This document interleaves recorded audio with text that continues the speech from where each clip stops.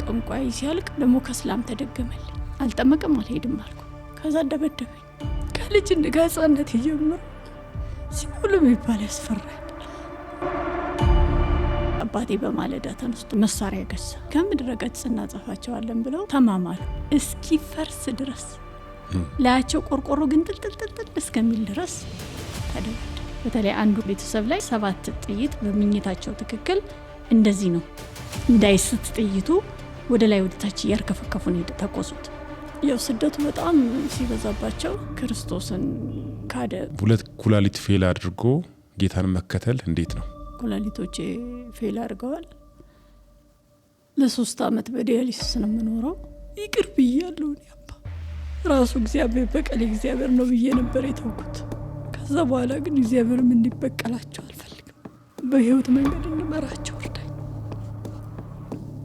ልጆች እላለሁ። በቃ አባቴን የምድረ በዳው እግዚአብሔር ለኔ ሁለንተናዬ ነው።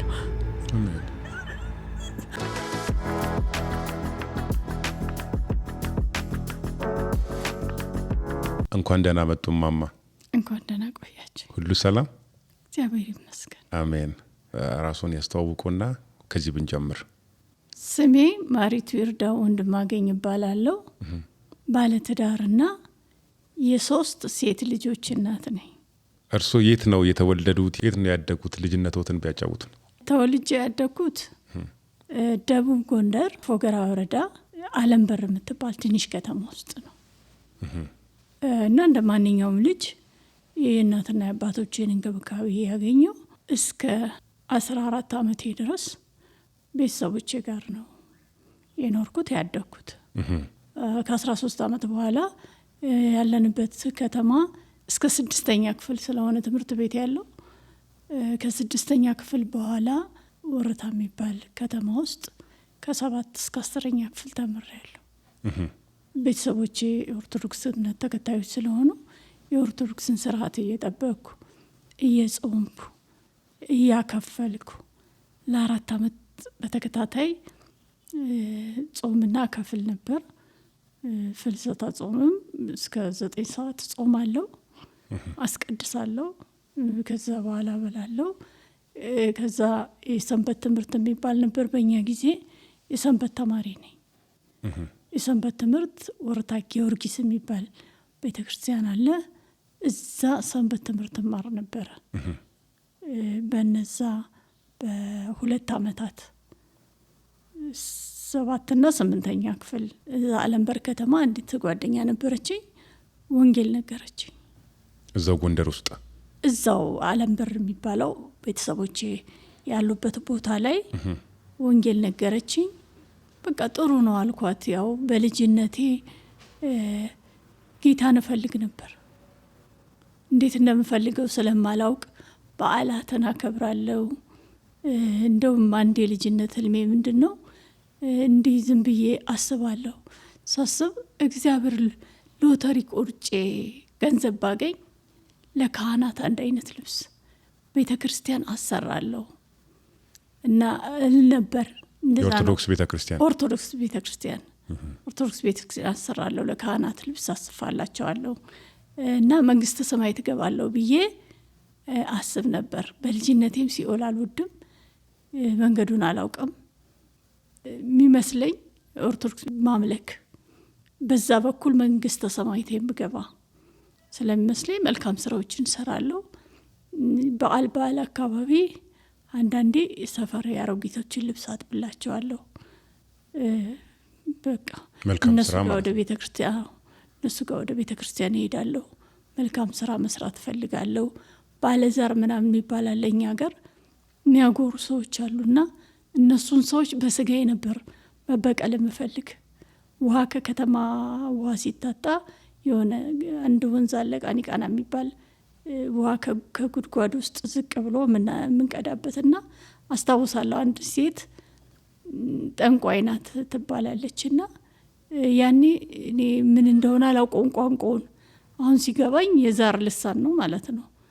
እና በዛ እስክትረግመኝ ድረስ ዛሬ በቃ አታድሪም፣ ወይኔ ጉድስጭ ሴት እየረገሙሽ ምናምን እያሉኝ በዛ እስክትሰድበኝ ድረስ ሴትዮዋን በጣም አበሳጫት ነበር። የሌሎችን እየቀደው ያው ልጅ ስለሆንኩ ገብቼ ግን ምንድነው ለእግዚአብሔር ጥብቅና የቆንኩለት ስለሚመስለኝ እግዚአብሔርን ስለምወደው። ከዛ ወደ ወረታ ሲሄድም ያው ሰንበት ተማሪ ሆንኩ።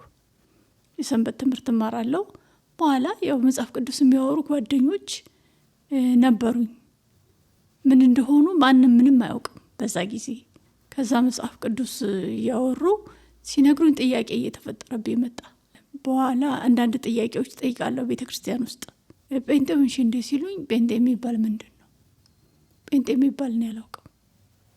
የመጽሐፍ ቅዱስ ጥያቄ ስለጠየቁ እንደዛ የተባሉት ስለጠየቅኩ ለምን እኛት ግን ጠላ እንጠጣለን? ለምን ሰካራም ሆነ? ለምን ዘፈን እንሰማለን? ለምን ባልና ሚስት ይፋታል? ኢየሱስስ ከስላሴ አካል አንዱ አይደለም ወይ? ለምን በኢየሱስ ስም አይባልም? እነሱ ሲሉ ሰማሁ። ስለዚህ እኔም የሆነ ነገር እንቅፋት ምንም ሲመታኝ ኮረኮንች ነው ድሮ አካባቢያችን በሙሉ በኢየሱስ ስም እምላለሁ እና ጥያቄ ሳበዛ ጴንጤ ሆንሽ አሉኝና 1 አመት ኦርቶዶክስ ቸርችም አልሄድም፣ ጴንጤ ማያውቀኝ ቤት ዝም ብዬ ተቀመጥኩኝ። በመሃል 1 አመት ዝም ብዬ ተቀመጥኩ። ግን ያሳድዱኛል። ያው ጓደኞቼ ስለሆኑ ሰንበት ትምህርት የተወሰነ ጊዜ አብረን ስለተማርን አልደበደቡኝም በጊዜው። ግን መጽሐፍ ቅዱሴን ወሰዱብኝ። ሰው መጽሐፍ ቅዱስ ሰጥቶ የነበረ የሆነ ልጅ አያቴ ሰጥቶ ብሎ የድሮ 66ቱን አያቴን የሰጠኝ ብሎ ሰጠኝ። ቀይ መጽሐፍ ቅዱስ ነው አስታውሳለሁ። እነሱን አንስተው ወሰዱት። ከዛ በኋላ በቃ ዝም ብዬ 1 አመት ቁጭ አልኩ። ምንም እዚህ ማለት እንሳም አልሄድም። የቆየ ጊዜው እየደረሰ ሲሄድ ግን ያቺ አንድ ጓደኛ አለችኝ በጣም ወዳት እየመጣች አንዳንድ ቃል ትነግረኛለች። እንደዚህ ተብሎ እኮ ተጽፏል ምናምን ስትለኝ ምንድነው ግን እግዚአብሔር ምንድነው? ለምን እግዚአብሔር እኛ እንድንድን ከፈለገ ክርስቶስ ስለኛ ከሞተ ለምን ሰማይ ላይ ጽፈውን ብላታለሁ። በቃ ሰማይ ላይ እኮ ከጻፈ የኛው ሃይማኖት ትክክል ነው ካለ እኛ ያንን ሃይማኖት እንከተላለን። ለምን እሱን አያደርግም? በጊዜው ይሄ ለእኔ ጥያቄ ነበር። እሱን አስብ ነበር። ጠይቃታለሁ። አይ እንደሱ እኮ አይደለም፣ ክርስቶስ ራሱ መጥቶ ተናግሯል፣ መጽሐፍ ቅዱስ ተጽፎልናል፣ እውነቱን መርምረን ማወቅ የኛ ድርሻ ነው። ደግሞ ስለ እግዚአብሔር የሚናገሩ ሰዎች አሉ። በቃ አንቺ አሁን እዚያ ኦርቶዶክስ ጋር እንደዚህ ይደረጋል ብለሽ እንዳየሽው እዚህኛው ጋም ደግሞ እንደዚህ ይሆናል ብለሽ ማየት አለብሽ። ዝም ብለሽ ቁጭ ብለሽ ምን ትሆኛለሽ ምናምን ስትለኝ እሺ አልኳት። ወደ ቤተ ክርስቲያን ሄድኩ። በኋላ ለመበርታቴ ምክንያቱ ስደት ነው። ስለ ስሜ የተጠላችሁ ትሆናላችሁ፣ እውነቱን ሁሉ በሐሰት ይናገሩባቸዋል፣ እኔም ላይ እንደዚህ ያደርገዋልና ባሪያዬ ከጌታው አይበልጥም ብዬ ነገርኳችሁን ቃል አስቡ ይላል። ስለዚህ ስደቱ እየበረታ በቃ በቃ ጴንጤ ናት እያሉ እኔ ሙስሊም ሳይቀር ደብድቦኛል። ጌታን ሳይቀበሉ ማለት ነው። ጌታን ተቀበልኩ። ሄድኩ ወደ ቤተክርስቲያን ቤተክርስቲያን ገባሁ። ክትትል ትምህርት ጀመርኩ። ከዛ እየገባኝ ሲመጣ እንደ ሙስሊም ያዘኝና ደበደበኝ። ለምን? ከዛ ተዋት፣ ለምንድነው የምትመታት ሲሉት ጴንጤ ናት ማርያም ታማልዳለች ትበል። አንተ እኮ ሙስሊም ነህ፣ ስለ ማርያም አማላጅነት አታውቅም፣ ስለ አላህ ብቻ ነው የምታውቀው እና ለምንድነው የምትመታኝ? በቃ ማርያም ታማልዳለች ብያለ ነው የሚደበድበኝ። ጀማው የሚባል ሙስሊም ነው የደበደበኝ እና ሙስሊም ነው የደበደበኝ። በኋላ ሰዎች እንደዛ ሲላቸው አንተ ተዋት፣ ለምንድነው ልጅቷን የምትደበድባት ምናምን ሲሉት ጴንጤ እኮ ስለሆነች ነው ስለበላት ይሉ ነበር።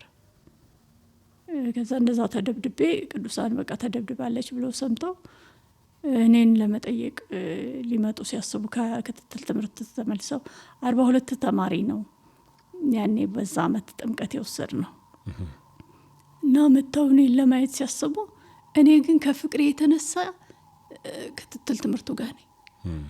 አንቺ ተደብድበሽ አይደል እንዴ? አዎ ተደብድቤያለሁ። ታዲያ ግን እንዴት ይቀራል? ማወቅ በጣም ፈልጋለሁ።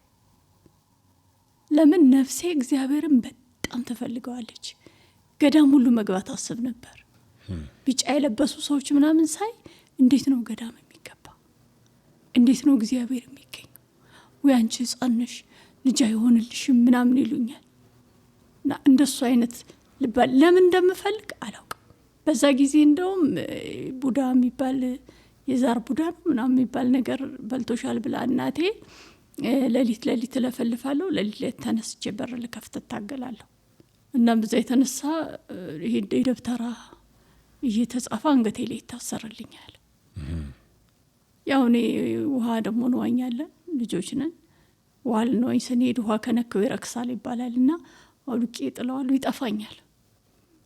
አሁንም በቃ አሁን እንግዲህ ሌላው የኦርቶዶክሱ ጠንቋይ ሲያልቅ ደግሞ እስላም ፉቅራ ይሻላል ተባለ። ደግሞ ከእስላም ተደገመልኝ እና በዛ ሁኔታ አሰቃየ ነበር፣ በጣም አሰቃየ ነበር። ብቻዬን መተኛት አልችልም። ሌሊት በጣም ፈራለሁ። ዝናብ ሲዘንብ ፈራለሁ። ባልጋ ስር የሆነ የጎተተኝ ሁሉ ይመስለኝ ነበር ከዛ በፊት ጌታን ከማግኘቴ በፊት እና እነሱ ነገሮች ሁሉ ጠፉ። ልክ ጌታን ሳገኝ ፍርሃት የለም፣ ድንጋጤ የለም፣ ክሳት የለም። ሰውነቴ በጣም ቀጫጫ ነበር። በቃ ወፈርኩ፣ አማረብኝ። እረፍት፣ በቃ በጣም የረፍት ሰው ሆንኩ። አሜን። እሱ እየገባኝ መጣ። ራሱ መንፈስ ቅዱስ ያስረዳኝ ነበር። መጽሐፍ ቅዱስ ይዤ አስታውሳለሁ። አንተ ሰነፍ ከገብረጉ እንዳልተማር የሚል ቃል ነው ሳነብ የነበረው። ለምን እንደማለቀስ ግን አላውቀውም። ለረጅም ሰዓት አለቅስ ነበር እያነበብኩ እና ዝም ብሎ ይገባኛል። የገባኝ መቼ ነው? መንፈስ ቅዱስ እየረዳኝ እንደሆነ አሁን ካደግኩ ካወቅኩ በኋላ ማበራሪያ ምናምንም ሳነብ ያን ይረዳው የነበረው ለካ በትክክል ነው። የሚገርመኝ ነገር ይገባኝ ነበር። ቴዎሎጂም አልተማርኩም። ያው ክትትል ትምህርት ብቻ ነው የተማርነኛ። ሌላ ትምህርት ያስተማረን ሰው የለም። ክትትል ትምህርትም ከአዲስ አበባ መጥቶ ፍቅረ ማርያም የሚባል አንድ ሰው ቤተ ክርስቲያን አስመጥታ፣ የህይወት ብርሃን ቤተ ክርስቲያን አባል ነኝ። ቤተ ክርስቲያን አስመጥታ ክትትል ትምህርት ተምረናል። ከዛ ውጭ ግን ዝም ብዬ ነው መጽሐፍ ቅዱስ ማነበው። ሳነበው ግን ይገባኛል። ሳነበው እግዚአብሔር ይናገረኛል። በቃ እግዚአብሔር በቃሉ ዛሬ እግዚአብሔር እንደዚህ ያለኝ ይላል። ከዛ በህልምም ያረጋግጥልኛል ማልፍበትን መንገድ። ከዛ በኋላ በቃ ታወቀ ከቤተሰብ። አባቴ መጠመቅ አለብሽ አለ። አልጠመቅም አልኩ። የኦርቶዶክሱን ጥምቀት ማለት ነው? አዎ ኦርቶዶክስ መሆን አለብሽ አለ አባቴ። ተገድቼ 18 ዓመት ስላልሞላት ተብዬ ውስጥ ጠመቁኝ። አሁንም ተመልሼ ለምን ክርስቲያኖቹ ጋር እንደሚሄድ አላውቀውም። በቃ እኔ ልቤ ያለው እነሱ ጋር ነው። ከዛ አባትሽ ይገልሻል ምናምን ይሉኛል ቅዱሳን። አባትሽ ይገልሻል፣ አረ ጥሩ አይደለም ማሪቱ ያለሽበት ሁኔታ። እዛ ምድር እኔ ነኝ የምሰደደው። ሌሎቹ ቤተሰቦቻቸው አላሳደዷቸውም። እዛች ያለውባት ከተማ፣ የተወለድኩባት ከተማ ሲሄድ እዛ አሁንም ሌላ ጊዜ ደግሞ አሁንም አልተውችም ተብዬ እንደገና አባቴ ተጠራ፣ ወሰደኝ። አሁንም ሁለተኛ ጊዜ ሄድኩ። ለጥያቄ መልሱልኝና ልጠመቅ አልኳቸው። ጥያቄ መልሱልኝ፣ እናንተ በኢየሱስ ክርስቶስ አታምኑም ወይ? እኔ እኮ ማምነው ከሰማይ ሰማያት የተወረደውን ከድንግል ማርያም የተወለደውን ኢየሱስ ክርስቶስ እንማምነው። ስለዚህ እናንተ በሱ አታምኑም ወይ? ሌላው ደግሞ ለምን ስጠይቃችሁ በግዕዝ ለምን ታወሩኛላችሁ? አይገባኝም። ግዕዝ አላስተማራችሁንም፣ እናንተ ናችሁ የተማራችሁት። ስለዚህ በአማርኛ መልሱልን።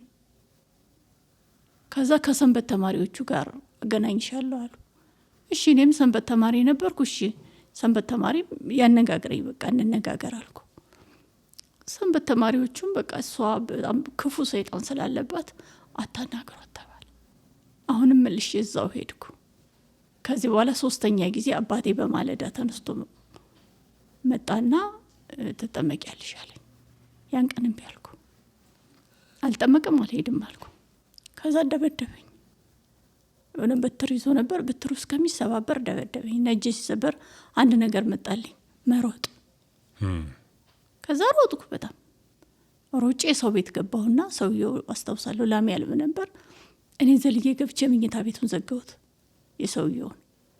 የሰውየው ክርስቲያን እህት አለችው፣ እሱ ኦርቶዶክስ ነው። ከዛ ኢህአዴግ ገብቶ ነበር በዛ ጊዜ። ኢህአዴግ ካልመጣ አልሰጥም፣ ምንም ብትወልዳ ትገላታለሁ ብሎ ትልቅ ድንጋይ ይዟል። እኔ የማስበው ድንጋዩን ሲወረውር ከሰል ይሆናል ብዬ ነው የማስበው። ቀላል ይሆናል እንጂ በፍጹም አልሞትም ብዬ ነው የማስበው። ከዛ ትውጣለ። አትወጣም፣ ኢህአዴግ ይዘና ተባለ። ኢህአዴግ ይዞ መጣ። አታለውብኝ ነው፣ በገንዘብ ሸውደዋት ነው ልጄን።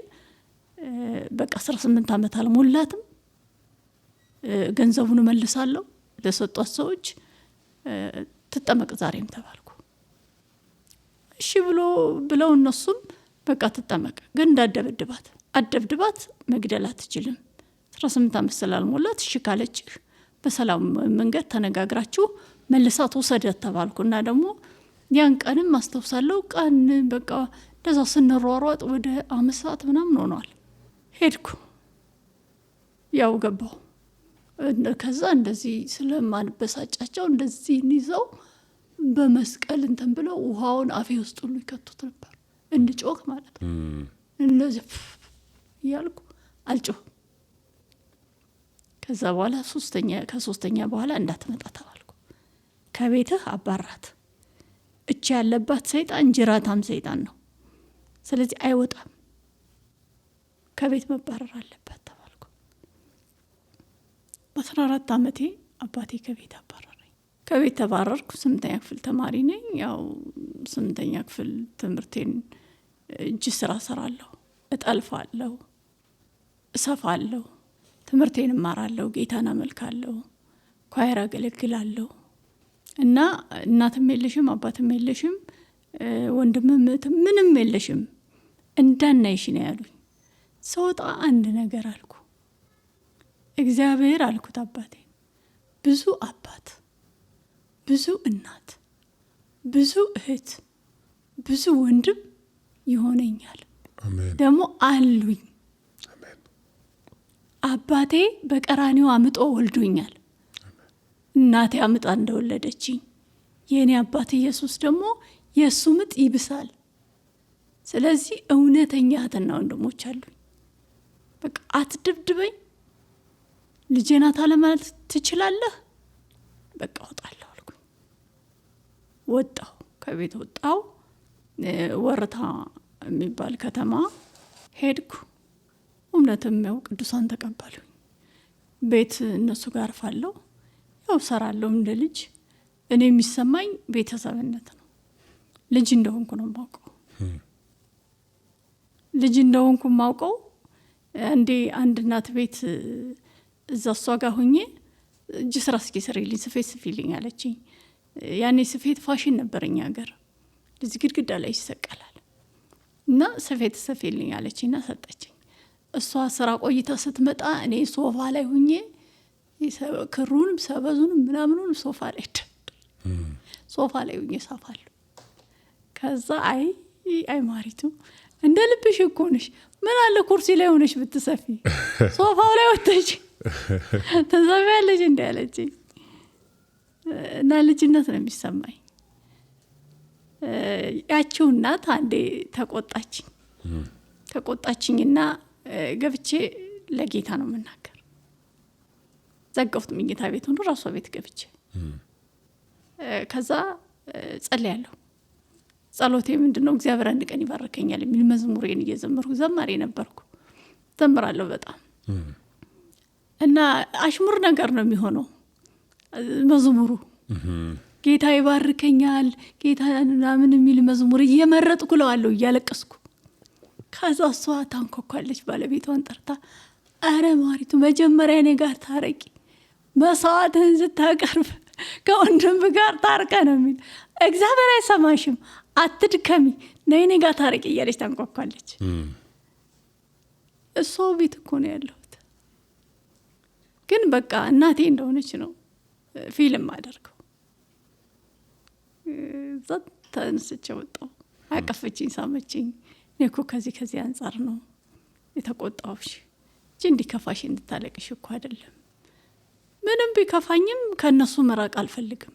ለምን ኢየሱስን እወደዋለሁ።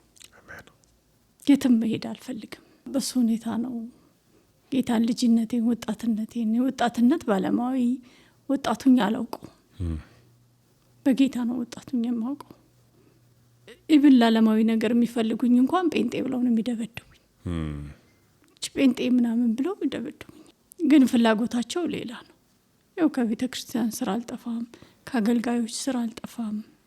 መዘመር በጣም እወዳለሁ። መዘመር ዘምራለሁ፣ ጸልያለሁ።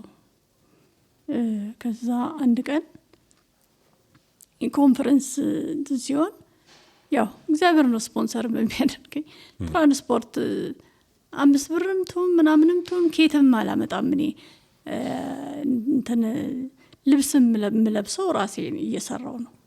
አንዳንድ ነገሮች የትምህርት ቤት ወጪ ምናምን ዩኒፎርም ምናምን እየሰራው ነው። እንትን በጊዜው የነበሩት ቅዱሳን ደግሞ ብዙ ብለስድ አይደሉም። በዛ ጊዜ ግን ምግብ እንደ ያበሉኛል አብሬ እነሱ ጋር። ብዙም ገንዘብ አልነበራቸው። ገንዘብ የለም። አዎ ያው በገንዘብ እንትን ያሉ አይደሉም። በፋይናንስ ልጆች አሏቸው፣ ቤታቸውን ለጌታ ሰጥተው ነው የሚኖሩት። እና እንደዛ አንዳንድ ሰዎች ለኮንፈረንስ ይሰጡኛል። ና ኮንፈረንስ ተብሎ ደብረ ታቦር የሚባል ከተማ ሄድነ። ሲሄድ ያው ያቺ በጌታ ስትመክረኝ የነበረች ልጅ እኩያዬ ናት፣ የሰፈሬ ልጅ ናት። እና እሷና ሌላ እንድትታለች ሁለቱ ስለ መንፈስ ቅዱስ ያወራሉ። እኔ በልሳን እንድጸልይ እጁን ያልጫነብኝ ሰው የለም። ሃሌሉያ ብዬ ሲሉኝ አለሉ ያንዱን ሰው ኮርጄ ብናገርስ ማለት የለብኝም ብዬ ፈራለሁ። እንዴ በመከራ ያገኘሁትን ጌታ ደግሞ ሊያሳጡኝ ረፍት ሊያስነሱኝ ሃሌሉያ ብዬ አንዱ ልሳን አፌ ውስጥ ድርግም ብልስ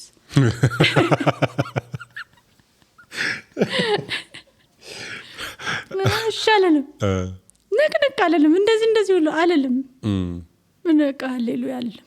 የሌላ ሰው ልሳን እንዳይገባ በቃ ዝግደኝ ይሄዳል። ያን ቀን ግን ለምሳ ወተን ያው ብዙ ገንዘብም ስለሌለን ወተትና ዳቦ ጠጣ እንብላ ብለን የሆነ ካፍቴሪያ የሚባል ነበር በዛ ጊዜ ከቸርቹ አካባቢ ነው። እና እዛ ሄደን ወተትና ዳቦ ነው አዘንም እንበላው። እነሱ ስለ መንፈስ ቅዱስ ስለ መገለጥ ያወራሉ። እግዚአብሔርም እንደሚታማ አላውቅም። እኔ ያን ቀን በልቤ ያማሁት ያን ቀን ጌታ ሆይ እኔ እኮ አንተን ብዬ ነው የወጣሁት። እኔ የምፈልገው አንተን ብቻ ነው። ገንዘብ አልፈልግም፣ ዘመድ አልፈልግም፣ ምንም እስቲልም አሁንም አልፈልግም። ምንም የምፈልገው ነገር የለኝም። አንተ ነህ ለእኔ ልዩ ብርቅ። ታዲያ መንፈስ ቅዱስን እንኳን አንተ እኮ አባት እውነት ትድረኛለህ ብዬ አስቤያለሁ። አንተ እኮ እናት አባቴ ነህ ብያለሁ። አንተ እኮ እህት ወንድሜ ነህ ብያለሁ። ለምን ተውከኝ አልኩት። በልቤ ነው፣ ባፌ አላወራውም። ለምን በጋራ ላማው አልፈለኩም። እግዚአብሔር ቸርች ገባን። 87 ዓመተ ምህረት ላይ ነው ቸርች ገባንና አገልጋዩ የሰውና የእግዚአብሔር ጊዜ ብሎ የሰው ጊዜ በሚል አገለገለና የእግዚአብሔር ጊዜ ሲል እግዚአብሔርን አትሚው ነው ያለኝ። የሆነ ኃይል በላይ ላይ ወደቀ። አትያዙ አትቀሰፋላችሁ እስኪባል ድረስ ምለውን አላውቀውም፣ እናገረውን አላውቀውም፣ ምለውን አላውቀውም። እንዳልጠራጠር አድርጎ ጌታ መንፈስ ቅዱስ ሞላኝ። በልሳን እናገራለሁ፣ በልሳን እናገራለሁ። አስታውሳለሁ ያን ቀን ማታ አንድ አብዲሳ የሚባል ወንድም ነበር ምናርፍበት እና እሱ ቤቱን ለቆ ለኛ እህቶች እሱ ሌላ ቦታ ወንዶች ጋር ሄዶ የተከራያትን ቤት ያው ያባረራሉ። ቤት ስትከራይ ጴንጤ እያሉ ያስወጡሃል። እና እዛ ደሮ ብሎን ነበር። በኋላ ቡና እየተፈል አላስችለኛል፣ ፍንቅል ያደርገኛል እና እንዳትጮህ ያባረሩኛል ተብለን በማስጠንቀቂያ ነው የገባ ነው። በኋላ እንጸልይ ይላሉ። እነሱ ቡና ፍልተው እየጠጡ ነው። እኔ ያቺ ልሳን እንዳጠፋኝ ቶሎ ልጸልይ ነው። በቃ በጣም ተባርኪያለሁ። እንደዚህ አይነት ደስታ አይቻው አላውቅም በዘመኔ። በጣም ተደስቻለሁ። ደስ ብሎኛል። በቃ ልክ የሆነ ብዙ ነገር እንዳገኘ ሰው ነው መፈነጨው። እንጸልይ ተባለ። አነሳሱት። ዛሬ በቃ እቺ ልጅ ታተራምሰዋለች ብሎ ጂኒውንም ምናምኑንም ባልጋ ስር በምናምን ጠባብ ናት ቤቷ ተከቶ ጸሎት ጀመር። ከዛ በኋላ እንደምሆነውን አላውቀውም። ይወርድብኛል፣ ይወርዳል፣ መንፈስ ቅዱስ ይወርዳል። ልሳኑ እየበዛ ሲሄድ እቺ ነገር ተጨማምራ እንዳይሆን እቺኛዋ ቸርች የጸለይኳት ናት እንጂ ትክክል ይኸኛው ሌላ የሰው ተጨምሮብኝ ሊሆን ይችላል። ያቺኛዋን ብቻ በኃይላችኛዋን ብቻ ያችን ብቻ እናገራለሁ። እግዚአብሔር መቼም መልካም ነው። ዝናብ ዘነበ። በዛ ጊዜ ዝናብ ዘነበ። ሰውየውም አልተባረረም፣ አልተሰማም። ከቤትም አልወጣም። ከዛ በኋላ መኪና ውስጥ ተቀምጬ በልሳን ነው እዛ ሀገሬ ተመልሼ ሄድኩ። ጌታን ማመልክበት ቸርች መዝጋት ነው። ቸርቹን በልሳን መጸለይ ነው። በኋላ ለአንድ አገልጋያችን ያው ወደ ጌታ እንኳን እኩል ነው የመጣን፣ ግን እሱ ቄስ ስለሆነ ጎበዝ ነው፣ እውቀቱ አለው። ነገርኩት። እንደው ይሄ ነገር በዛብኝ፣ ይበዛል፣ ብዙ ቃል በአእምሮ ይፈሳል እና ምን ላድርግ? የሰዎቹን ሁሉ ስኮርጅ ከርሜ ነው በቃ ይህን ያህል ጊዜ የሰው ሁሉ የሰሙት ልሳን ነው እንደዚህ እንትን ምለው ኮርጄ እንዳይሆን መንፈስ ቅዱስ እንዳላሳዝን አልኩት። አንድ ህፃን ልጅ መጀመሪያ ምንድን ነው የሚል አለኝ። ባባ ታታ፣ ባባ ማማ ይላል። ከዛ በኋላ እንትን እያለ እያደገ ሲሄድ ብዙ ወርዶችን መናገር ይችላል። መንፈስ ቅዱስም እንደሰው ነው። ይህ ስጦታ ነው፣ ቋንቋ ነው። ሰማያዊ ቋንቋ ሊሆን ይችላል፣ የመላእክት ቋንቋ ሊሆን ይችላል፣ የሰው ቋንቋ ሊሆን ይችላል። መንፈስ ቅዱስ በጊዜው የሚሰጥሽ ነው። ስለዚህ ዝም ብለሽ ልቀቂው አለኝ። ገላገለኝ። ያው ከእግዚአብሔር ስለነበር ሸክም ነገር ከላይ የተነሳ ከዛ በኋላ በቃ በጣም መጸለይ ጀመርኩ። ጸልያለሁ፣ በቃ ጸልያለሁ፣ ዘምራለሁ፣ መጽሐፍ ቅዱስ አነባለሁ፣ አለቅሳለሁ። እንዴት እንዳለቅስ አላውቅም። ከእኔ ጋር የተቀመጠ ሁሉ ወንጌል ይሰማል። ይሰድቡኛል፣ በድንጋይ መቱኛል። አንድ ቤት ተወጥቼ ወደ ሌላኛው ወደ መኖርበት ቤት እየሄድኩ የተከመረ ድንጋይ ነበር። አስፓልት እየተሰራ አስፓልቱን ጠርጎ ግሪደሩ ድንጋይ እየሰፈሩ እንደዚህ በአስፓልት በዋና መስመር ድንጋይ አለ። ከዛ እየወረወሩ ሰው አይሮጥም። እኔም እጸልያለሁ፣ እሄዳለሁ። እነሱም ይወረውራሉ። እርምጃቸውም ወደ እኔ አይቀርብም፣ ድንጋዩም አይመታኝም። አስማት አላት ነው የምልህ በላት። መንፈሳዊ የሚባል ልጆች ነበሩ፣ እናት አባት የሌላቸው ምናምን። እዛ ውስጥ ቁርስ ምሰራት እየበሉ ትምህርት ቤት እኛ ጋር ነው የሚማሩ። ከዛ በላት ይችን ጴንጤ በላት አንድም ድንጋይ ሳይመታኝ ገባሁ። አስማት እኮ አላት ነው የምልህ። አስማት እኮ ነው፣ አስማት ነው ይላሉ። እኔ ግን ጸልያለሁ። አሜን። እግዚአብሔር ይመስገንና በዚህ ሁኔታ ነው ልጅነቴ፣ ወጣትነቴ ያለፈው። ስለዚህ በወንጌል ምክንያት ጌታን በመቀበሉ ከቤተሰብ ወጡ። ከዛ ቅዱሳን ጋር ነው ያደጉት ማለት ረጅሙን ጊዜ ሳለፉት። 10 ዓመት ሙሉ ለ10 ዓመት ቤተሰብ ጋር ሳይመለሱ የአባቴን ቤት አላየሁ፣ አልተመለስኩም። አይፈልገኝም፣ አይረዳኝም። ኢቭን ከ10 ዓመት በኋላ ትዳር እግዚአብሔር ሰጥቶኝ ላገባ ስል ልኬበት ሰርጌ ላይ አልተገኘም። በዚህ ምክንያት በዛ መሀል ከ10 ዓመት ላገባ አካባቢ አንዴ ናፈቀችኝ ብሎ ልጅ የለውም አባቴ። እኔ እንተ ስለሆነ የወለደኝ ከእኔ በታች አንድ አለው ታናሽ። እናቴ እናት ልጆች ያሏት እንጂ እሱ የለውም። እና ናፈቀችኝ አለ። ሄድኩ። ሲሄድ ወባ ታመምኩ። ወባ ታምሜ ተኛው። እንደ አዲስ ሽማግሌ ይመላለስ ጀመር። ጌታን ትተውና ላሳክማት ብሞትም ወደ ጌታ ስለሚሄድ ነግሬ ነው የወጣው። አልመለስም ከዚህ በኋላ ኢየሱስ ምን አጉድሎብኝ ያድነኛል።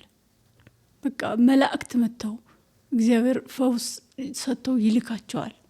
በቃ መላእክት እኔ ጋር ያደራሉ ምናምን ነው የምለው። ስቃይ፣ የወባ ስቃይ በጣም ከባድ ነው። ልክ ነው። ማስታገሻ የሚገዛ እንኳን ክርስቲያን አልነበረም ገንዘብ ስለላቸው።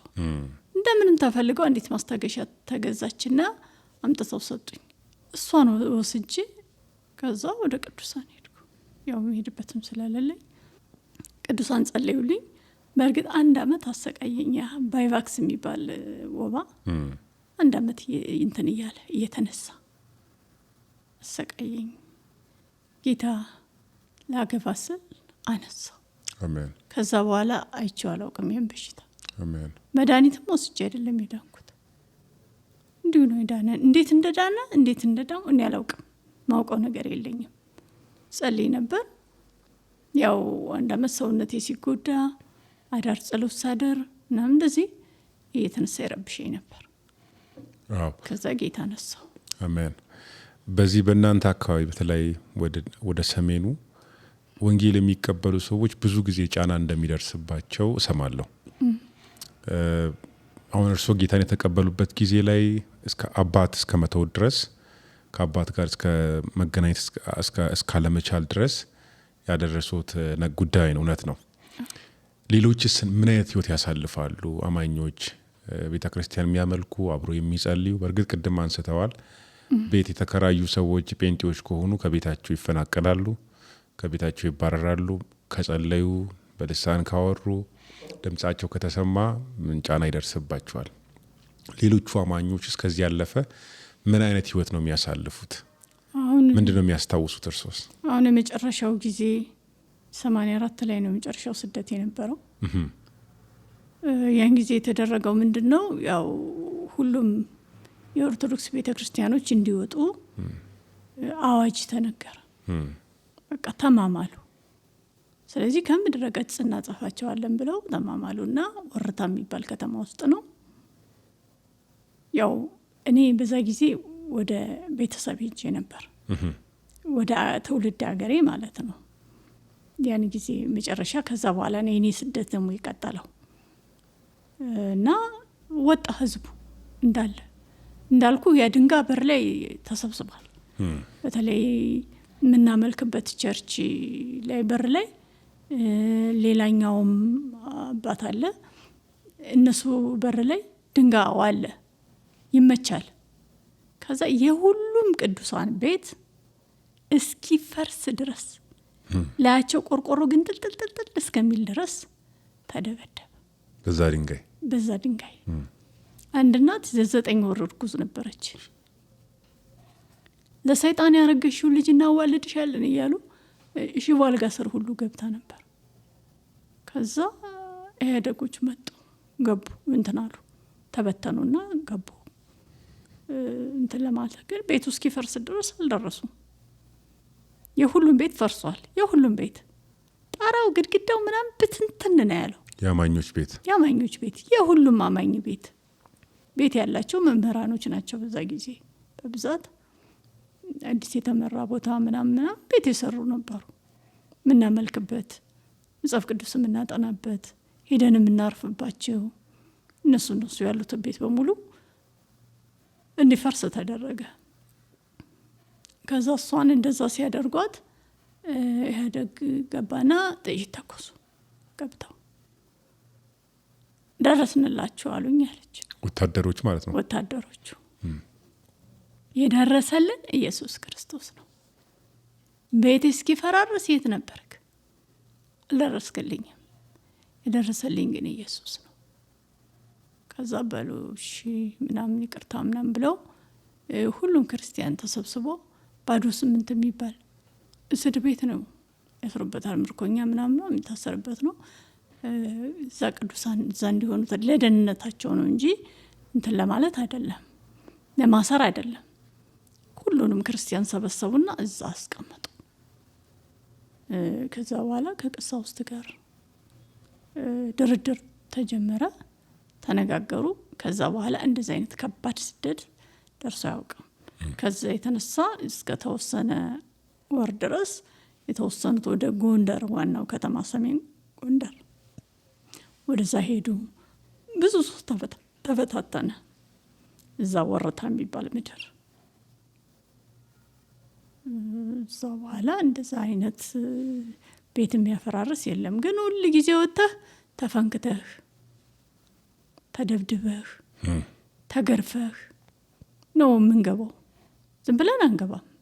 ከውጭ ወደ ቤት ማለት ነው። አዎ በቃ አሁን ያኔ ተንበርክከን በጌታ በኢየሱስ ስም ምድሪቱ ላይ ያለ የበሽታ መንፈስ መርገም ምናምን ብለን አይደለም እንጸልይ። በዛ ጊዜ የሰው ስም እየጠራን የካሌ መንፈስ በኢየሱስ ስም የታሰረ ይሁን፣ ልጆችን የሚያነሳሳ የካሌ መንፈስ ካሌ ስም እየጠራን ነው የምንጸልየው። ለምን ስንወጣ ያ ሰው ነው የሚከታተለን እያነሳሳ የሚያስደበድበን። እና እንደዛ ያለ በቃ እየተመታን ድንጋይ እየተወረወረ።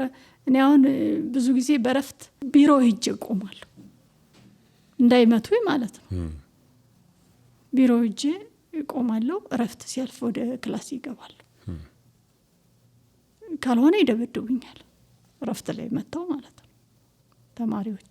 በዚህ ሁሉ ውስጥ ግን እንደው ከዚህ ሳንወጣ ሲደበደቡ ምን አይነት ስሜት ነው የሚሰማውት? ማለት መደብደብ አለ፣ መሰደብ አለ፣ መነቀፍ አለ፣ ከቤት መገለል አለ። በዚህ ሁሉ ምን አይነት ስሜት ነው የሚሰማውት? ደስ ነው የሚለን። እንስቃለን፣ እንዘምራለን፣ እንደሰታለን። እኔ ጌታ እስካሁን የሚቆይ አልመሰለኝም ነበር የእውነት። በቃ ዛሬ በቦምብ ቤቱ ሊመታ ነው ተብሎ መልእክት ምናምን እንደ ካላችሁበት አንድ ጴንጤ ተርፍ ምናምን ይላሉ። እንደዛ አይነት ወሬ ሲናገሩ ቀድማቸው ጌታ ይመጣላል። በቦምብ ቤቱ ሳይፈርስ ጌታ ይመጣል። ሳይፈርስ ይመጣል። አሜን። ጌታ ይመጣል። እኔ ሁሉ ጊዜ መልአካይ ነበር በሰማይ ጌታ ሲመጣ መላእክት አጅበው ሲመጡ ወንጌል ስሰብክ በቃ አሁን በቃ ሊመጣ ነው። እዩ ሰማያት ላይ እዩ በቃ መላእክት እየወረዱ ነው። በቃ ጌታ ሊመጣ ነው። ንስሐ ግቡ ባካችሁ ምናምን ስል ነው ማደር። ሁሉ ጊዜ በህልሜ እንደዛ ስል ነው ማደር እኔ። እና ዱላ ምናምን ያው የቆንኩበት አይደል።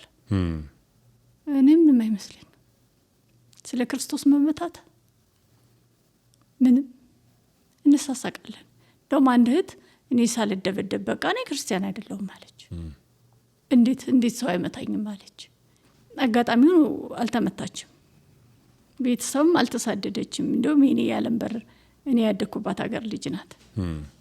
አንድ ቀን እናቴ እረኞች ይዘው በጅራፍ ሰውነቷን ብልጥልጥ እስኪል ድረስ እንቺ ጴንጤ መናፍቅ እያሉ ደብድብ አደረጓት። ከዛ ስንስቅ ነው ያመሸን። ባይ በቃ መንግስተ ሰማያት ገብተሻል በቃ የፈለግሽ ነው የወለንድሽ በቃ መንግስተ ሰማያት ገብተሻል። እንስቃለን። ተፈራፋራከቱ እንዴ ምናምን ብለን እንሳሳቃለን። በቃ እግዚአብሔር ይመስገን። ያው መጽሐፍ ቅዱስም ስለ ስሜ ስትነቀፉ፣ ስትሰደቡ፣ ስትሰደዱ በዚህ ደስ ይበላችሁ ይላል ቃሉ። እንዲሁም ክርስትናም ውበት ያለው እውነት ለመናገር እንደዛ ነው። ከዚህ ጋር ተይዞ ግን አንድ ጥያቄ የምጠይቅ ፈልገው ምናልባት የዛን ጊዜ እርሶን ካሳደዱ ቅዱሳንን ካሳደዱ ሲደበድቡ ድንጋይ ሲወግሩ ከነበሩ ሰዎች መካከል ጌታን የተቀበሉ አሉ? ይሄ ወንጌል የደረሳቸው ይዘው ደግሞ እነሱ ከእንደገና የተሰደዱ እንደ ጳውሎስ ያሉ ሰዎች አሉ? በአጋጣሚ ፕሮግራም መራ ነበር። ያው ሁሉም ቦታ ስደቱ ስላለ ጋይንት የሚባል ሀገር ነው አግብቼ የምኖርበት ሀገር እና ስራ ይዤ ደቡብ ጎንደር ማለት ነው። ደቡብ ጎንደር ጋይንት ነው የምኖረውና አንድ ልጅ ነው ፕሮግራም እየመራው ነበር እና እኔ ልጁን እንትን አላልኩትም፣ አላየሁትም፣ ትዝም አላለኝም ምንም ነገር። በኋላ ከፕሮግራም ስጨርስ ይቅርበኝ አለኝ። ምን አልኩት? ምን አርገኝ? ያኔ እኮ ጴንጤ እያልኩ ስም ሳስደበድብሽ ሳሰድብሽ የነበርኩ ነኝ። ዛሬ ጌታ አገኘኝ። ዋው! ዩኒቨርሲቲ ገብቶ ወደዚህ ወደ ደቡብ እሱም ታላቅ ወንድሙም ጌታን ተቀብለው በቃ ይቀርበኝ አሳድጄሻለሁ አለኝ።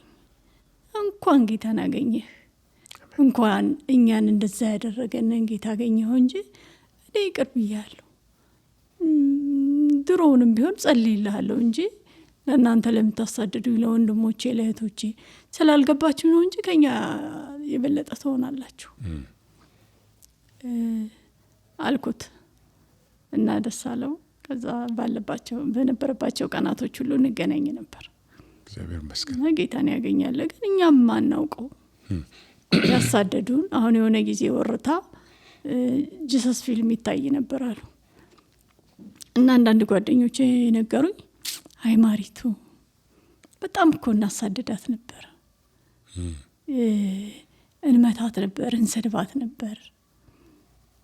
ዛሬ ባየች አደባባይ ላይ ጂሰስ ፊልም ሲታይ አሉ ብለውኛል። እግዚአብሔር ይመስገን። አሁን ጌታን ከተቀበሉ ምን ያክል ጊዜ ሆኖት? 84 ክረምት ላይ ነው ጥምቀት የወሰድኩት። 34 ዓመት ማለት ነው። 34 ዓመት። በዚህ ሁሉ ጊዜ ውስጥ 34 ዓመት ጌታን ሲከተሉ በጌታ ተስፋ የቆረጡበት ከባድ ነገር ያጋጠሙት ነገር አለ? በዚህ 34 ዓመት ጉዞ ውስጥ በግል ህይወት ሊሆን ይችላል፣ በቤተሰብ ሊሆን ይችላል፣ በክርስትና ሊሆን ይችላል። በጣም እንደው በቃ ተስፋ ያስቆረጠኝ ፈተና የሚሉት አሉት? አዎ፣ የመጀመሪያ ልጄና ሁለተኛው ልጄ ነው። ሁለት ልጆች ነው የነበሩኝ እና ሁለት ልጆች ነበሩኝ። አንድ ጎረቤታችን ከባለቤቴ ጋር አንድ መስሪያ ቤት የሚሰሩ ነበር እና እዛ እየሰራ ያለ አንዳንድ ሰዎች ከእግዚአብሔር ሀሳብ ውጭ አንዳንድ ነገር ማድረግ ይፈልጋሉ እና በዛ ኬዝ ተጣልተው ነበር። ተጣልቶ ልጄና የእሱ ልጅ ግን በጣም ይዋደዳሉ። የ8 ዓመት ልጅ ነው። ሁለተኛ ክፍል መሰለኝ፣ ሁለተኛ ክፍል 7 ዓመት አንድ ተማረ። 8ኛ ክፍል የሁለተኛ ክፍል ተማሪ ነው እና ጓደኛ ናቸው። የእነሱ ሰራተኛ ሂዳ ታመጣለች፣ የኛም ሰራተኛ ሂዳ ታመጣለች። ከትምህርት ቤት ይዘዋቸው ይመጣሉ። ከዛ ልጁ ተንኮል ሲሰራየው ባለቤቴ አንድ ቀን እንደዚህ ለጭቃ የሚቦካ ጭቃ የተጠራቀመ ውሃ ውስጥ የሆነች ልጅ ገፍትሮ ባፋ ሲደፋት እና ሲጥላት አይተዋል። ከዛ ማሪቱ አለኝ ይሄ ልጅ ጥሩ ልጅ አይደለም እና ከዚህ ልጅ ጋር ልጄን አታገናኝብኝ አለኝ። ከዛ እኔ አይ ፍቅርን እንጂ እኔ ጥላቻ ለሰብክ ካልተጠራው አጋጣሚ ሊሆን ይችላል። ልጅ ነው፣ ልጆች ናቸው፣ ይጣላሉ፣ መልሰው ግን ይታረቃሉ። እዛ ቤት አትሂድ ማለት ግን የለብኝም፣ የእናንተ ፐርሰናል ኬዝ ቢኖራችሁም እና አለልም አልኩት። እንደዛ ባልኩት 1 ወር ወይ እንግዲህ ቀን ልሳሳት ይችላል ነው የሚሆነው። ውሃ ከግቢ ውሃ ይጠፋና ልብስ ልታጥብ ሰራተኛዋ ትሄዳለች።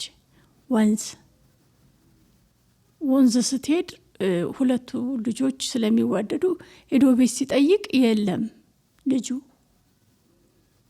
እዛ እሷን ተከትሎ ሄደ። እሷን ተከትሎ የት ነው ሄዱ ምናምን ብሎ ጠይቆ ሄደ፣ ወደዛ ወደ ወንዙ ማለት ነው። ወንዙ ከሄደ በኋላ ያው እንቁራሪት አውጣ ብለውት ነው ይባላል። ምን እንደሆነ አላውቅም። ሬሳ ነው ያገኘሁት። 8 ዓመት ልጅ ስመለስ ሞቷል። ሬሳውን ይዘው ጠበቁ።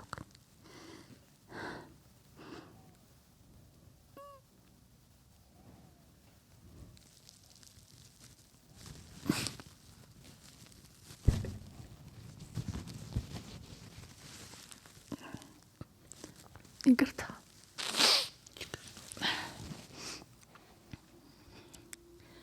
እና ከቢሮ ስመለስ ስልኬ ጮኋል። እኛ ስብሰባ ነበረ። ስልኬ ሳይለንት ሆኗል። ከዛ ስከፍቶ ብዙ ስልክ ተደውሏል። እንትና ልኮ ከፈትኩትና ስደውላቸው ወደ ሆስፒታል ይዛቸዋትም ተባለ። በምክንያትም እንደሆነ አላውቅም። ወደ ሆስፒታል ሲሄድ ልጁ ኦልሬዲ ሞተዋል። ሬሳ ነው። በቃ ጌታ አልኩት። 2 ልጆች ነው የሰጠኝ። እነዚህ ልጆች ነው ያው በሙሉ ጌታ ያሳድግልኛል ተስፋ አደርጋለሁ። እና ዘይት የተጸለይበት ዘይት እንኳን ሲያገኝ ይቀቡታል አይደለም ይለቀለቁታል። ከእምነታቸው የተነሳ ጠዋትና ማታ በደም ሸፈንኳቸው እያልኩ ወደ ትምህርት ቤት እምልካቸው። እንደዛ ሲሆን በቃ እግዚአብሔር ጸሎቴን አልሰማም። ምንድን ነው ማን ነው ይህንን ያደረገ? እኔ ተሳሳትኩ። ለዚህ ብላቴና ጥላቻ ልስበክለት እያልኩ በጣም ተስፋ ቆርጫለሁ። ግን በጊዜው ምንድን ነው ያደረግኩት? ልጅቷ አበደች። ህፃኑ እንደዚህ ያደረገችው እሷ ምንም ላታደርግ ትችላለች። እኔ ልብስ እያጠብኩ ነው አላየሁም ነው ያለች። ወደ ላይ ወንዝ እንደዚህ ጎድጎድ ያለ ጠለቅ ያለ እሱን ሊያሰጥም የሚችል ወንዝ ነበር። እዛ አካባቢ ነበሩ። ሰውን ቶሎ አልደረሰለትም። ልጆች ስለሆኑ እያሾፈ ምናምን መስሏቸው ይሆን ዶን ነው እንግዲህ። እሱን እግዚአብሔር የሚያውቀው። በጊዜው ቦታው የነበረ እግዚአብሔር ነው እና አላውቅም ነው ያለች። ልብሷን አወለቀች፣ አበደች ልጅቷ። እዛ አንድ ነገር አሰብኩ። አዎ ጥላቻ አለ። ይህ ሰውዬ ቢጨክን በልጅ አይጨክንም። የልጁ እኩያ ነው። ጨክኖ ማርጎትም ከሆነ እሺ እሱንም ልጅቱንም አምጥተው ግዳያት ቢሉኝ እገላታለሁ እና ልጄ ይመለሳል ያልኩ። አይመለስ። ጌታስ ምንድን ነው ያስተማረን? ምንድን ነው ያለው? በዚህ ሰዓት ታፈታይ ነው እና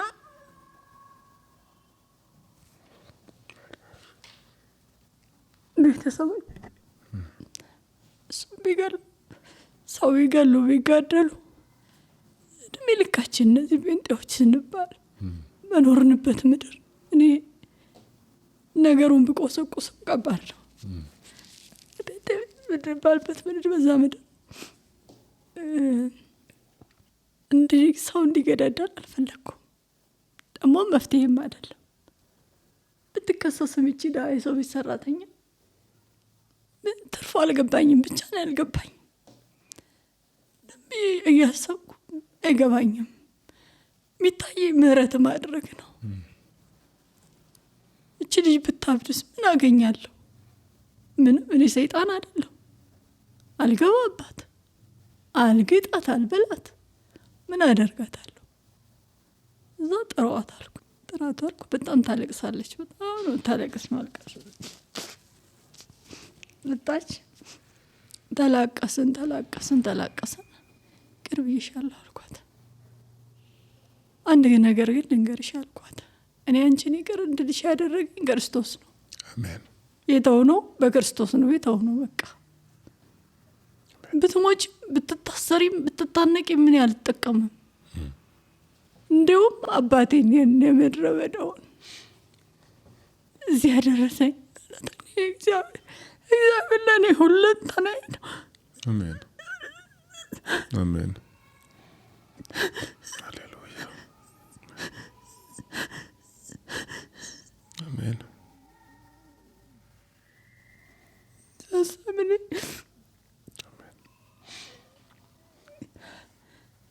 ሁሉ ነገሬ ነው ማለት መብሌ መጠጤ ከሰው ጋር የዋልኩበት እንደ ሰው እኩል ያወራሁበት እኔ አባት ቢሆነኝ እዚህ ያደርሰኝ። እንደ ጓደኞች ቻይ ይገለኛል። መጥፎ ሀገር ነው ተወልደን ያደግንበት ሀገር። ሙተዋል ጓደኞች። አረቂ ሻጭ ነው የምሆነው። ምንም አልሆንም። ያቶም አባቴ በእርግጥ አውራ ጎዳና ሰራተኛ ነው። ግን እሱ የኖርን ፕሮጀክት ነው የሚኖረው። ብዙ ጊዜ ምንም አያደርግልኝ። ስለዚህ እኔ ጌታ ሁለንተናዬ ነው። ታውኩለት። ግን አንድ ቅዱሳኖች ይመጡና ሰይጣን ነው ልጅ የገደለው ይሉኛል። እለቅሳለሁ። ጌታ እኔ ነኝ በለኝ፣ ለአንተ እኔንም ውሰደኝ፣ እኔንም ብትገለኝ ችግር የለብኝ። ችኛዋን የቀረችውንም ልጄን ሁለተኛዋን ልጄን ብትወስድም እኔ ችግር የለብኝም። ግን እኔ ነኝ በለኝ፣ አንተ ከሆንክ ወሰድከው እያልኩ ጸልይ ነበር። እዛ ልጅቱም እንድትከሰስም አላደረግኩም፣ እንድትታሰርም አላደረግኩም። ከዛ በኋላ ጠፋች። እሷም ብን ብላ ጠፋች። የት እንዳለው አላውቅም። ከዛ አልበቃኝ አለ እና አንድ ቀን እንደዚህ አልኩ፣ ለዚህ ቤተሰብ መጸለይ ያለብኝ ብዬ ከልቤ ነው። እችለውን እሞክራለሁ። ተንበረከኩ። የጾም ጸሎት ነበረኝ። የተወሰነ ቀናቶች በእግዚአብሔር ፊት ነበርኩ። ጌታ አልኩት፣ እነዚህን ሰዎች ልባርካቸው፣ ደስ የሚል የተባረካቸው ነው። በቃ ከዘራቸው አንተን የሚያመልክ አይጥፋ። ያንዱ ብላቴና የተባረከ ይሆንላቸው። ባርኪያቸዋል። ይቅር ብያለሁ። እኔ አባ ራሱ እግዚአብሔር በቀሌ እግዚአብሔር ነው ብዬ ነበር የተውኩት። ከዛ በኋላ ግን እግዚአብሔርም እንዲበቀላቸው አልፈልግም። በጌታ ሆነው እንደዛ ልጅ መጥተው አምላክሽ እንዲያደርገ እንዲሉ ነው የምፈልግ። ማለት ትርፍ የለውም ከኪሳራ በቀር። እነሱን መጥላት፣ የእነሱን ሞት መመኘት ለእኔ ኪሳራ ነው። ለእኔ የገባኝ ወንጌል እሱ ነው እና ለዛችኛዋም ልጅ ማለድኩ፣ ለእነሱም ማለድኩ፣ ጸለይኩላቸው፣ ወጡ ካምሮ። በቃ አሁን መልካም ይሆንላችሁ፣ የት ይሆኑ ምን ይሆኑ ማውቀው ነገር የለኝም። እና ያን ጊዜ በጌታ ተስፋ ሊያስቆርጠኝ ጠላት ይመጣ ነበር። ቀብሩን ጨርሰን መተን ድንኳን ላይ እንደተቀመጥና እንዴት እናት እንደዚህ ያለ ልጄ እንደሱ አታልቅሽ፣ እግዚአብሔር ብቻ እኔ አፍ አላወጣውም። የሰደቡትን ስድብ ክፉ ነው፣ ይጨምራል እንጂ አይቀንስም። አንቺ ልጅ ነሽ፣ ትወልጃለሽ፣ እንደሷ መረረሽ፣ ግን አታልቅሽ አሉኝና ይኩና እኔ ቁጭ ብዬ ጌታ ላሰድበው፣ በሉ ድንኳኑን አፍርሱት። የተነስቼ ገባሁ። ቤት ነው መሆነው፣ ድንኳን ውስጥ አልቀመጥም። ጌታም አይሰደብም፣ ልቤም በረታልኝ። ቁጭ ብዬ አይሰድቡትም። እዛ በኋላ እዛ አካባቢ ስለሞቱ ልጆች ምናምን ነበሩ፣ ለእነሱ ጸልይ ነበር። ልጆች የሞቱባቸው ሰዎች እየሄድኩኝ ወንጌል እናገራለሁ፣ ስለ ክርስቶስ ነግራቸዋለሁ፣ ጸልይላቸዋለሁ። እግዚአብሔርም አላሳፈረኝም። ልጆች ሰጥቷቸዋል፣ እሱም ወልደዋል። እግዚአብሔር አላሳፈረኝም። እንደዛ አደርግ ነበር። ግን ያው በውስጤ ግን አንዳንድ ጥያቄ ይመላለሳል። አሁን መርገም ወደ ቤት አይገባም ምናምን የሚለው ነገር ትንሽ እየፈተነኝ ነበር በጊዜው እስኪ ገባኝ። በኋላ ግን እግዚአብሔር ከምን እንደከለለኝ ያውቃለሁ አልኩ። እግዚአብሔር እኮ ከምን እንደሰወረኝ እኔ ምን አውቃለሁ? በቁሙ ቢሞትብኝ ምንድን ነው የምሆነው? ይሄ ልጅ እንደተወለደ በጣም መጥፎ ህልም አይቻለሁ። ወልጄው ለአራስ ልጅ እንደዚህ አይነት ህልም እኔ አይረሳኝም ስቲል እስካሁን ድረስ። ዘሬን ጠቅሶ ነው ያሳየኝ ጌታ። እንደዛ እንደሚሆን እግዚአብሔር ተናግሮኛል። ሊጠራው አልፈልግም፣ ወርዱንም ራሱ ይሆናል ያለኝን እኔ እስከማውቅ አብረን እስካለ ልጄ እስከ 8 ዓመቱ ድረስ ግን አገልጋይ ነው መሆን ነው የሚለው። ግን ወሰደው እግዚአብሔር። ጻድቅ ከክፉ እንደተከለለ ነው የሚለው። ማን ያውቃል ከምድር ሲያልፍ የሚል ነገር አለ ኤርሚያስ ውስጥ የሆነ አንድ ቃል አለ። እዚህ እግዚአብሔር ከክፉ ከለለው ነው አልኩ። ደግሞ አልኩ ጌታ ወደ እሱ ሲሄድ ጌታን ሳየው ፊቱን ሳየው ጥያቄ ይመለሳል አልኩ። መቼም ወደ ጌታ እንደሄደ እርግጠኛ ነኝ። ምክንያቱም ንስሐ አስገባቸው ነበር እኔ ምለውን በሉ እያልኩ ልጆቹ ያኔ ይገባኛል። ይሄ ሁሉ ጥያቄ ያኔ ይመለሳል። አሁን እኔ አላውቅም ሰው ነኝ። ኢየሱስ ግን እንደሚያድን ገብቶኛል። አሜን። እኮና አንድ ጓደኛዬ እንደዚህ አለችኝ፣ ማሪቱ እንደውኛ እኮ ትመለሻለሽ ብለን አስበን ነበር አለች። ለምን አልኳት። ልጅሽ ሲሞት ብዙ ሰው ማሪቱ ጴንጤ አትሆንም ብሎ ነበር። ለምን? እዛ እናንተ መቀበሪያ ስለተቀበረ። እናንተ ቬሎ ለብሳችሁ ነው እንዴ ስላሴ የምትቀበሩት አልኳት።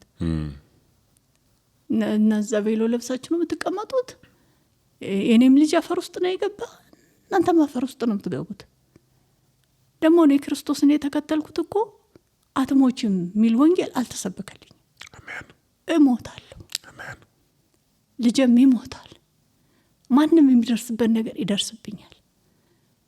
ወንጌል ማለት እሱ ነው። ስለዚህ እውነቱን ልንገርሽ አልመለስም። ምን አርጎኝ ክርስቶስ ምን አደረገኝ አልኳትና ያው ሰው ስለሆን ከአንዳንድ እንትን ይላል። እግዚአብሔር ይመስገን 2 ልጆች ወለድኩ። ከዛ በኋላ አንድ ልጅ ወለድኩ። ሁለተኛዋ ልጅ አርግዤ አላውቅም ነበር። እንዳላረግዝ ብዬ መድኃኒት ወስዳለሁ። ከዛ ያን ቀን ፖስፒል ጧት ወስዳለሁ ብዬ አስቤያለሁ። ግን ከዛ በፊት አርግዤ ያለው ለካ። ከዛ ምን ያለው ሌሊት ተኝቼ እነሱ ሳሎን ላይ ናቸው። ልጄ ሴቷ ልጄና ባለቤቴ ሳሎን ላይ ናቸው። እኔ ህፃኗን ልጅ አቅፌ ተኝቻለሁ። ከዛ ልጄን በ2 ኪኒን ልገል እየታገልኩ ያለው። ለዚህ 2 ኪኒን ጦቴ ጫፍ ላይ አድርጌ፣ ግን ያስኳት ልጅ አይደለችም፣ ሌላ ልጅ ነው ልገል የምታገለው። ደንግጬ ላበላሙኝ የተነሳውና ጌታው የምን ሞት? ከዚህ በኋላ ሞት አይገባም እኔ ቤት። እኔም ነፍሰ ገዳይ አይደለሁም፣ አላስተማርከኝም፣ አላሳደገኝም። እኔ ነፍስ አልገልም፣ የምን ሞት ነው ምናምን ስለው ጌታ ፖስት ፒል አለኝ። ጌታ አይወድም ማለት ነው። ይሄ ፖስት ፒል የሚባለው ሲወሰድ አይወደውም ማለት ነው አልኩና ፐርሰናሊ ፖስት ፒሏን ብቻ ነው የመሰለኝ። የወሊድ መቆጣጠሪያ ሁሉም ሰው ስለሚወስድ እንደ ኖርማል ስለሆነ ይሄ ፖስት ፒል የሚባለው ደግሞ ጌታ አይወደውም ማለት ነው። ፈጽሞ አልወስድም ብዬ አሰብኩ ማለት ነው። በ15ኛው ቀን ያሁን ሳረግዝ ይታወቃል። ታመምኩ። ሆስፒታል ሲጄ ስመረመር አርግሻለሁ። ዋው! እዛ ሁለተኛ ሀሴት የምትባል ልጅ የወለድኩ። ኢየሱስ ጌታ ነው። እግዚአብሔር ይመስገን። ልጆቼ መልሶልኛል። እንደ ልጅም በሰማይ ያለኝ እግዚአብሔር ይመስገን። ከአእምሮ ያጥፋው፣ አመታቶቹን ሁሉ አስረሳኝ አልኩት ጌታን። አስረሳኝ፣ ከአእምሮ ያጠፋው። በህልሜ አይቼው አላውቅም። ልጄና እኔ ማለት ቁርኝታችን ያስደነግጣል። በቃ ምንም አንለያይም። ቸርችም እኔ ካልወጣ አይወጣም። አዳርም መጥቶ እኛው ጋር ተኝቶ ካልተወሰደ በቀር አይወጣም። በጣም ነው የሚወደኝ። ይስመኛል፣ ይከተለኛል፣ ይስመኛል፣ ይከተለኛል። እና የኔና እሱ በጣም ያው ቤተሰቡን ይወዳል። በእርግጥ እህቱንም በጣም ነው የሚወድ። ቁርኝታችን ከባድ ነበር። ግን እኔ አይቼው አላውቅም። ሰው ህልማያም እኔ እናቴን አያታለሁ የሞተችውን፣ ኢብን አባቴን አየዋለሁ የሞተውን። አይቼው አላውቅም። እስካሁን አይቼው አላውቅም በህልሜ ራሱ። እግዚአብሔር ከአእምሮዬም ከልቤም ከህልሜም አወጣው። እግዚአብሔር መልካም ነው። አሜን። ይህ በጣም ትልቅ ነገር ነው። ምህረት ማድረግ፣ ለበቀል አለመቸኮል። አንዳንዴ እንደው በቀል እግዚአብሔር ነው ብለን እንተዋለን። እኛ እግዚአብሔር በፈለገው ጊዜ በፈለገው ሰዓት በፈለገው መንገድ እንዲበቀልም ጸልየን እንተዋለን። ግን እግዚአብሔር እንኳን እንዳይበቀላቸው መማለድ፣ ይህ በጣም ጥልቅ የክርስትና መረዳት ነው እና እግዚአብሔር እንደዚህ አይነት ህይወት ስለሰጠውት ጌታን አመሰግነዋለሁ። ይህ በጣም ትልቅ መረዳት ነው። እግዚአብሔርን ቃል ስንረዳ ጌታ እንዴት እንዳዳን፣ እንዴት ምህረት እንዳደረገልን። ያው ጌታ ኢየሱስን በመስቀል ላይ እየተሰቀለ እየደበደቡት አባት ሆይ ምንም አያውቁምና ይቅር በላቸው ነው ያለው። ተበቀላቸው አላለም። እንደምትፈልገው አድርጋቸው እያየህ ነው እንግዲህ አላለም። ይቅር በላቸው ነው ያለውና እግዚአብሔር ይባርኮት ማሚ። ከዛ ባለፈ ግን አንድ ስለ እርሱ የሰማሁት ነገር አለ። ከዚህ ጋር ተያይዞ ከዚህ ርዕስ ሳንወጣ የቸርችዎት ፓስተር ነው የነገረኝ። ኩላሊቶት ፌል አድርጓል። ሁለቱም ኩላሊቶት እንደማይሰራ በዲያሊሲስ እንደሚኖሩ ግን ሰዎችን ባገኙ ቁጥር ሁሉ ወንጌል እንደሚናገሩ የጌታን ፍቅር እንደሚያካፍሉ ምንም ቢፈጠር ጌታ ጌታዬ ነው እንደሚሉ ነግሮኛልና ሁለት ኩላሊት ፌል አድርጎ ጌታን መከተል እንዴት ነው? በዚህ በደንብ ብናወራ ቆንጆ ነው። ይሄ ደግሞ ሌላኛው ፈተና ነው። ያው እንግዲህ ዳዊት መክበብስ ንብ ማረን እንደሚከበቡኝ ግን በአምላኬ ስም አሸነፍኳቸዋል። አሜን። ኩላሊቶቼ ፌል አድርገዋል። ለ3 ዓመት በዲያሊሲስ ነው የምኖረው። ላለፉት 3 ዓመታት በዲያሊሲስ ነው የምኖረው። በእርግጥ እግዚአብሔር ከኔ ያልሰወረው የሆነ ጊዜ እንጸልይ ነበር። ቤት ረዥም ጊዜ አዳር ጸሎትም ነበር አርብ። ሌላው የቤተሰብ ጸሎት ከ1 ሰዓት እስከ 2 ሰዓት ድረስ አለ። መንፈስ ቅዱስ እንዳስረዘመው ይረዝማል እና እንጸልይ ነበርና ልጄ ማምዬ አለችኝ፣ ኩላሊትሽ ሲቀየር አየሁት አለችኝ። ወይ እግዚአብሔር ይመስገን፣ እግዚአብሔር ቸር አይደል? በቀን እየቀየረልኝ እኮ ነው የምኖረው። ይሄ ከመታመሙ በፊት ነው? ከመታመሜ በፊት 2 ዓመት በፊት ነው እንደዛ ያለችኝ። ስለዚህ እኔ ትኩረት አልሰጠሁትም። አሁን ሲገባኝ መጸለይ እንዳለብኝ መጠንቀቅ እንዳለብኝ ቀድሞ እግዚአብሔር አሳይቷል፣ ተናግሯል። ግን አልገባኝም። በቃ በአንድም በሌላም አልገባኝም። ተውኩት፣ ትዝም አላለኝ። ከዛ አስታውሳለሁ ግማሽ ጎኔን አንድ ጎኔን በጣም ያመኝ ነበርና ጸልዬ ወጣሁ። ጌታ ሆይ በሽታ ካለብኝ ሊጎዳኝ የሚችል ከሆነ ዛሬ ለሐኪሙ እንድትገልጥለት እፈልጋለሁ። ያው በሽታችንም የሚያሳውቀው እኮ ጌታ ነው። ትክክል። መሄድንም ጌታ ነው። እኔ ሆስፒታል ከሆስፒታል ዶክተር ከዶክተር ዙሬ አይቼዋለሁ በዚህ 3 ዓመት።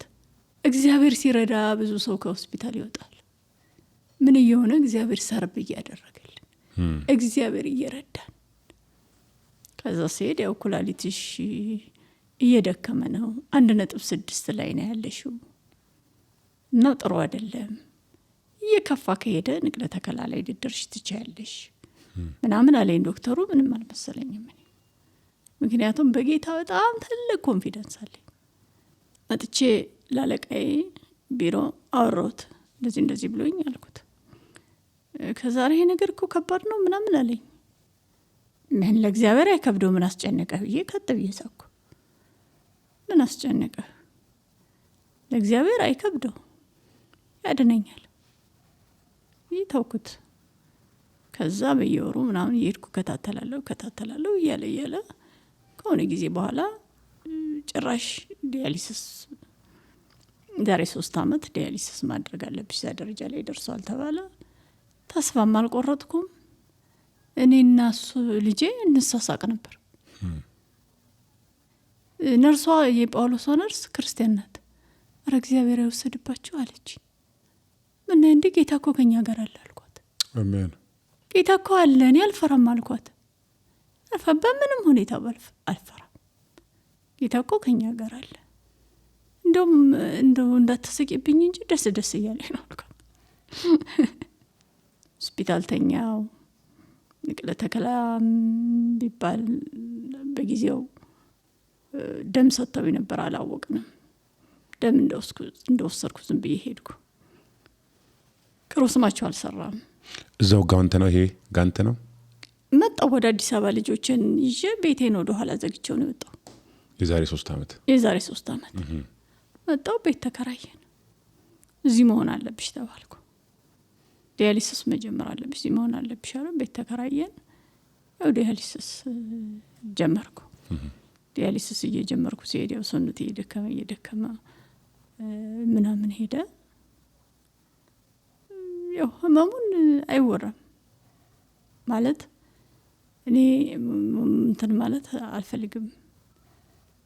ግን እኔ የሚታየኝ ምኑ ነው እኛ በዘመናችን ያን ያህል ብር ቆጥረን አናውቅም።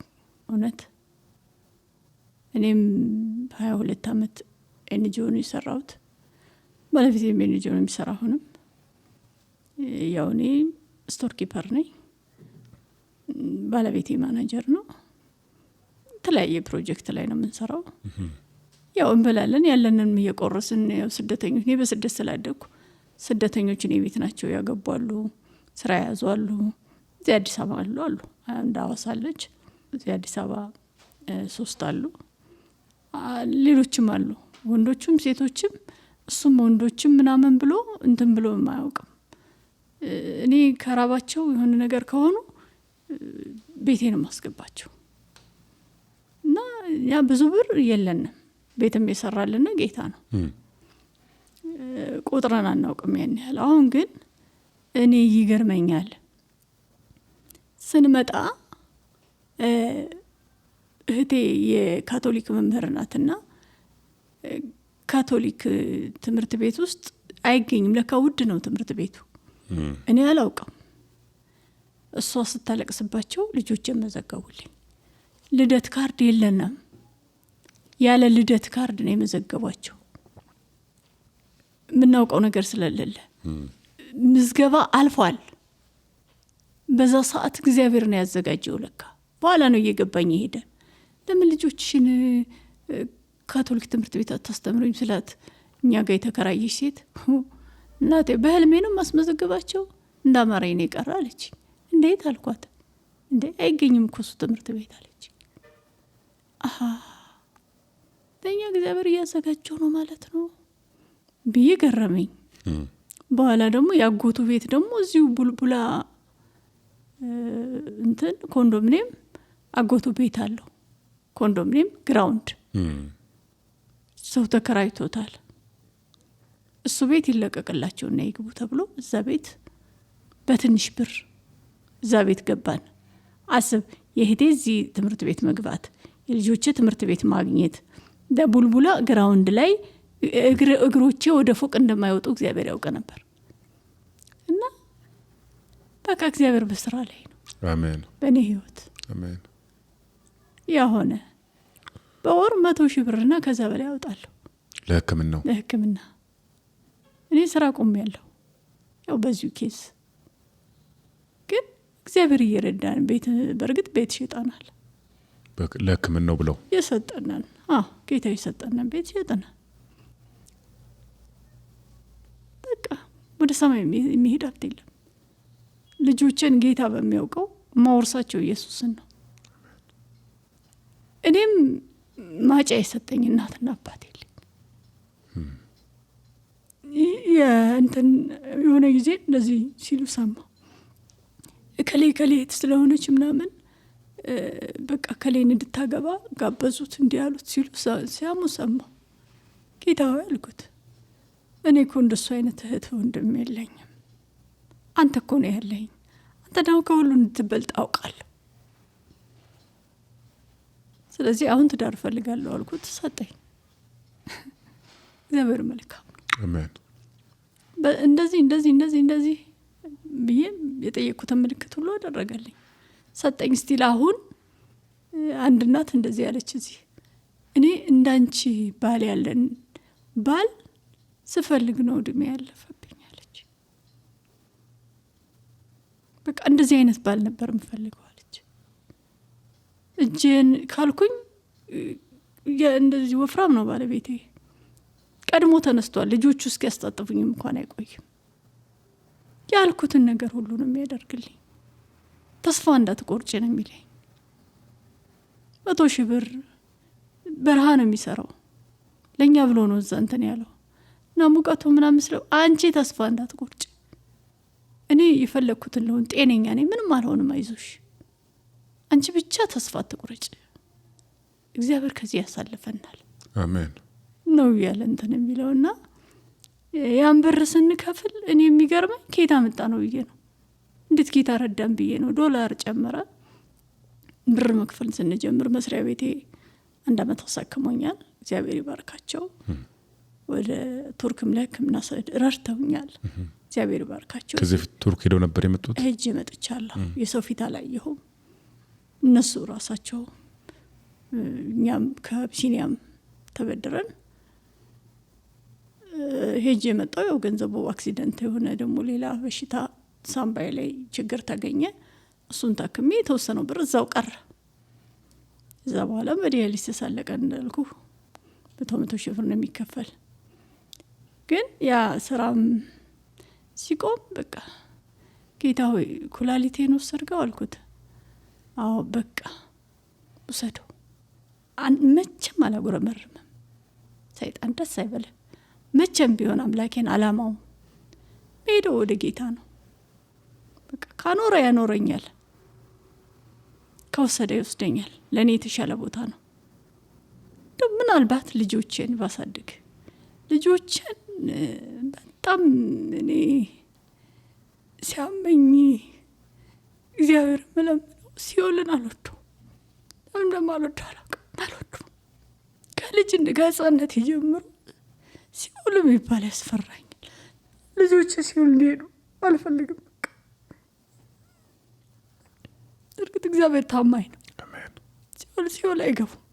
ተናግረውኛል። ልጆችም 3 እንደሆኑ ተናግረውኛል። በህይወት መንገድ እንድመራቸው እርዳኝ ልጆችን እላለሁ። በቃ እንጂ ሀብት እንድሰጣቸው ብዬ አላውቅም። ስለ ሀብት አልጸልይላቸው፣ ስለ ህይወት ነው የምጸልየው። አሁንም የሚከፋኝ በደንብ ስለማላወራቸው ስለ ጌታ፣ በተለይ ህጻናቶቹ ትልቋ ችግር የለም ገብቷታል። እሷ እኔን ትመክረኛለች፣ ለእኔ የምጸልይልኝ እሷ ናት። ግን ህጻናቶቹ እግዚአብሔርን ያሙት የሚሰድቡት ይሆን እሱ ይከፋኛል። ግን አምናለሁ ጌታ ኩላሊቶችን ይቀይራቸዋል። አሜን። ቢፈልግ ራሱ ይቀይራቸዋል፣ ቢፈልግ በህክምና ይቀይራቸዋል። በዚህም በዛም እኔ አንድ ነገር የገባኝ እግዚአብሔር ከኔ ጋር ካልሆነ በህክምናም እንደማልድን፣ በሀብቴ ብዛት እንደማልድን፣ በዘመዴ ብዛት እንደማልድን፣ አንድ ቀን እረፍት እንኳን እንደማይሰጡኝ ያውቃለሁ። ለእኔ ደግሞ እረፍቴ ኢየሱስ ነው። ካለ ኢየሱስ አላርፍም። በቃ አለልኝ እግዚአብሔር እላለሁ። ከዛ እርፍ እላለሁ። በቃ እንኳን ከዚህ ከሳት ታወጣኝ እንዴ እላለሁ። አንድ ዶክተር ጥሩ ክርስቲያን ነው፣ እንዲሁም የአካባቢያችን ሰው ነው፣ ሰርጅን ነው፣ ጥቁር አንበሳ ሰርጅን ነው። እና እንደዚህ ያለኝ ልቤን ኦፕሬሽን ይሁን ብለውኝ ምናምን አልኩት። እርግጥ ከዛ በፊት ጌታ ፈውሶሻል ማምዬ፣ እኔ ስጸልይ አይቻለሁ፣ ጌታ ፈውሶሻል ትለኛለች ልጄ። ለማንኛውም ብለን እዛ ሆስፒታል እንመላለስ ነበር፣ እሱ በፓርታይም ከሚሰራበት ሆስፒታል እና እሱ የልብ ስፔሻሊስት ስለሆነ እዛ ነው የምንሄደው። ከዛ የልብሽ እንኳን ምንም ብዙ ችግር የለበትም፣ ትንሽ ትንሽ አልፎ አልፎ ነው ዲያሊሲስ የሚያደርግ ሰው የሚፈጠርበት ነው። ግን ሳምባሽን እንዴት ደፍረው ሰሩሻል? 38 ኪሎ ነኝ። 38 ኪሎ ነኝ አሁን አንዳንዴ 37 ትሆናል። ኖርማሉ 37 ነው። እንደውም ተውት እላቸዋለሁ። እግርሽ ላይ ምናምን ውሃ አለ ሲሉኝ አይተዋት ብጥ ተበልልኝ ትንሽ ወፈር እንድል፣ ፊትሽ ላይ ምናምን ይሉኛል። ትንሽ ወፈር ልበል ተውት ምናምን ብላ፣ ኧረ እንደሱ አይባልም ይሉኛል። በዚህ ህመም ከመታመሙ በፊት ስንት ኪሎ ነበሩ? 57 እስከ 62 ነበርኩ። ከ62 ወደ 37 ወርደዋል ማለት ነው? አዎ እዛ ወርጃለሁ። ያው ጨጓራዬን ደግሞ በጣም ስለሚያመኝ ምግብ አያስፈላኝም።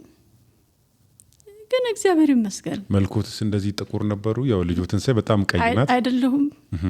ያው እኔን ፕሮግራም የሚከታተል ሰው ያውቀኛል። እኔን ቀይ ነኝ። ልጄና እኔ እህትና እህት ናችሁ ነው የሚሉን ነበር። እዚህ የጳውሎሶችም ጳውሎስ ሆስፒታል ያሉት ራሱ ጠፋሽናሉ፣ ጠቆርሻሉ፣ ሌላ ሰው መስልሻል። ውሃው ይሞላና ፊታችን ያሳብጠውና ይመለሳል። ስትሬች ያደርገዋል ፊታችን፣ እግራችን፣ ሰውነታችን ይስበውና ሲመለስ ይሸበሸባል። እንደዛ ይሆናል። ያው ስጋ ጭቃ ነው። በዛ ምክንያት ነው የጠቆሩት ማለት በህመሙ ምክንያት ነው የጠቆሩት ማለት በህመሙ ምክንያት ነው የጠቆርኩኝ። ያልገባሁበት ሆስፒታል የለኝም። አሁን ግን ስንት አመቶት ነው በእድሜ? 47 አመቴ ነው። 47 በጣም ገና ኖት፣ እድሜ ገና ነው። አሁን ህክምናው ምን ላይ ደረሰ? አሁን ህክምናው አሁን የገቢ ማሰባሰቢያ እያደረጉልኝ ነው። የገቢ ማሰባሰቢያ የሆነ በአንድ ወንድም በኩል በቤተ ክርስቲያንም ያደረጉ ነው። ግን ብዙም ፈቀቅ አላለም። የተጠየኩት የህክምና ጥያቄ ከ5 እስከ 10 ሚሊዮን ብር ሊፈጅ ይችላል ነው ያሉት። ምክንያቱም ከተለያየ የደም ታይፕ ነው የምወስደው። እኔ ኤ ፕላስ ነኝ። ከኤ ፕላስ በወስድ ህክምናው እንትን ነው ኖርማል ነው። እንደ ማንኛውም ሰው እስከ 4 ሚሊዮን ብር ድረስ ነው ህክምናው የሚጨርሰው። ግን ባለቤቴ ኤቢ ነው ቱርክ፣ እሱም መስራት ጀምረዋል። ኤቢ ወደ ኤ ፕላስ መቀየር ያስተካክሉታል። አዎ ይስተካከላል ብለውኛል። ሰርጅኑን አግኝቼው ነበር። የጥቁር አንበሳው ሰርጅን ያኛውን አገናኝቶኝ ነበር። ያው እናወራ ስለነበር እየሄድኩ ክትትልም አንዳንዴ ያደርግ ስለነበር እሱ ሊመጣ ስለሆነ እኔ እናነጋግሬዋለሁ እና እየተረጎመልኝ አወራን። ይሰራል አለ፣ ቀላል ነው አለ። ይሄ በዚህ ምናምን ብሎ ይስተካከላል፣ ይሰራል፣ እየሰራን ነው። እንዳንቺ አይነት ሰዎች 50 ሰዎች በዛ ጊዜ የዛሬ አመት አካባቢ 50 ሰዎች አሉ፣ ዶላር ሳይቀየር 50 ሰዎች አሉ። ስለዚህ ብሩ ግን በጥፍ ነው የሚሆንብሽ፣ ይጨምርብሻል። እና ብር በደንብ መያዝ አለብሽ። ወራትም ሊጨርስ ይችላል። ግን በጣም ሲምፕል ነው፣ ይሰራል፣ እንሰራዋለን። ኤ ፕላሱ አልተገኘም እስካሁን ድረስ። ኤ ፕላስ ዶኔት የተደረገ አንድ ወንድም ነው። እሱም ኩላሊት ታማሚ ነው። እሱም ታማሚ ነው። የኔ ታናሽ ኩላሊት እንትን ሳይሆን ፌል ሳይሆን አንዷ ፌል አድርጋለች። በአንድ ኩላሊት ነው የሚኖረው። ስለዚህ ሌላ እህት ወንድም የለኝም። የአክስቴ አጎት ልጆች ነው ያሉኝ። ያው እነሱም ቤቴ ስለሆንኩ አይሰጡኝም። እኔ ነኝ ከቤተሰብ ክርስቲያን፣ የሚሰጠኝ ሰው የለም። ጥቁር አንበሳ ወይም ደግሞ ቱርክ ሆስፒታሎች ላይ አልተገኘም። ኤ ፕላስ ዶኔት የተደረገ አይደረግም። ለራሳቸው ዜጋ ነው የሚሰጡት አሉኝ። እንትን ይላሉ፣ ያስቀምጣሉ መሰለኝ። ግን ለራሳቸው ዜጋ ነው። ስዋፕ ማድረግ ይቻላል ነው ያሉኝ። እዚህ ኢትዮጵያ ውስጥ ቢኤ የሚፈልግ ካለ እኛ ቢኤ ሰተን ኤ ፕላስ እነሱ ካላቸው እነሱ ኤ ፕላስ እንዲሰጡን ነበር ፈለኩ። ማህበሩ ላይ ማለውበት ብዙ ፈልጊያለሁ፣ ግን የለም፣ እስካሁን ድረስ የለም። አሁን ችግሩ ምንድነው? ጨጓራዬ፣ ሳምባ በቃ እየተቀያየረ በሽታው እንትን እያለ እያደከመኝ ሄደ። አሁን እንግዲህ በዚህ ሳምንት 4 ሊትር ነው ከሆዴ ውሃ የወጣው። ውሃ እየተቀዳ ሳምባዬ ተቀዳ። ኦፕሬሽን መሆን አለበት ተባለ። ኢትዮ ኢስታንቡል ተኝቼ ኦፕሬሽን ተደረግኩ። 400 ሺህ ብር ከፍዬ ነው የታከምኩት። ወጣሁ። አሁን ደግሞ ሆዴ ውሃ ይቋጥራል እንዳለ እና የ9 ወር እርጉዝ ነው የሚያስመስለኝ። አስተኛኝም፣ በጣም ነው የሚያስጨንቀኝ። እና እሱን ለጊዜው እየቀዱት ነው፣ ግን ዘላቂ መፍትሄ ነው ብሎ ዶክተሩ የነገረኝ። አንቺ እንደ ሌሎቹ ከማሽኑ ጋር ማሽን ላይ ሰውን በነገራችን ላይ ማሽን ላይ ሰውን እየጸለይኩ እንትን አለልም፣ አይኔን እንኳን አልገልጥም። ተኛሽ አይደል አጅሪት ምናምን ይሉኛል። ተኝቼ አይደለም እጸልያለሁ፣ ጌታ ሆይ በሰላም አውጣኝ፣ ያስመልሰኛል፣ ሃይፖ ገባለሁ። እና በጣም ነው የምቸገረው። ማሽኑ ጋር መስማማት አልቻልንም። ማሽኑ ሲነካኝ ጨጓራዬ መጨስ ይጀምራል። የዲያሊሲስ ማሽን ነው ጀርባው፣ የዲያሊሲስ ማሽን መሳብ ሲጀምር እቃ ጨጓራዬ መጨስ ይጀምራል። መጀመሪያ ዲያሊሲስ ያረኩ ቀን ጌታ ኢየሱስ እንደኔ እዚህ ጋር ታሽጎ እዚህ ጋር ነበረ እንትኔ ካቴተሪ እንደዚህ ታሽጎ በግሬ ስር እግሮቹን ዘርግቶ እንዳስታማሚ እንደዚህ ደገፍ ብሎ ትራሱን ወደ በግርጌ በኩል ወደ ግድግዳው አድርጎ ያየኛል። ማን ነው እላለሁ። ለራሴ ነፍሴ ትመልስልኛለች፣ ጌታ ኢየሱስ። ታዲያ ጌታ ኢየሱስ እንደኔ ለምን ዲያሊሲስ ያደርጋል እንዴ? እንደኔ ለምን አንገቱ ታሸገላለሁ? ነቃው። ከእንቅልፌ ስነቃ ነገርኳት ለኑን እየገባኝ ወዲያው ይገባኛል። እኔ ህልምም ትንቢትም ይገባኛል። ለእኔ ንገሩኝ፣ በቃ ችግር የለም እላለሁ። እንዳልኩት ነው የሚሆነው። ከዛ ለካ ቁስሌ እሱ ጋር ነው ያለው። ይሰማዋል፣ ቁስሌ አሜን፣ ይገባዋል። እንደኔ ታሟል። አሜን። ትዕግስት ማግኘት ስላለብኝ፣ መማር ስላለብኝ፣ ጌታ ማወቅ ስላለብኝ፣ ጓደኛዬ ደግሞ ክርስቶሎጂ እየተፈተንሽ አይቼሽ ያለው አይዞሽ እያልኩሽ አየሁ በህልም ያለችኝ። ጾም ጸሎት ይዛ 3 ቀን ትጸልይ ነበር። ቤቴ መጣ፣ ከክፍለ ሀገር መጣ።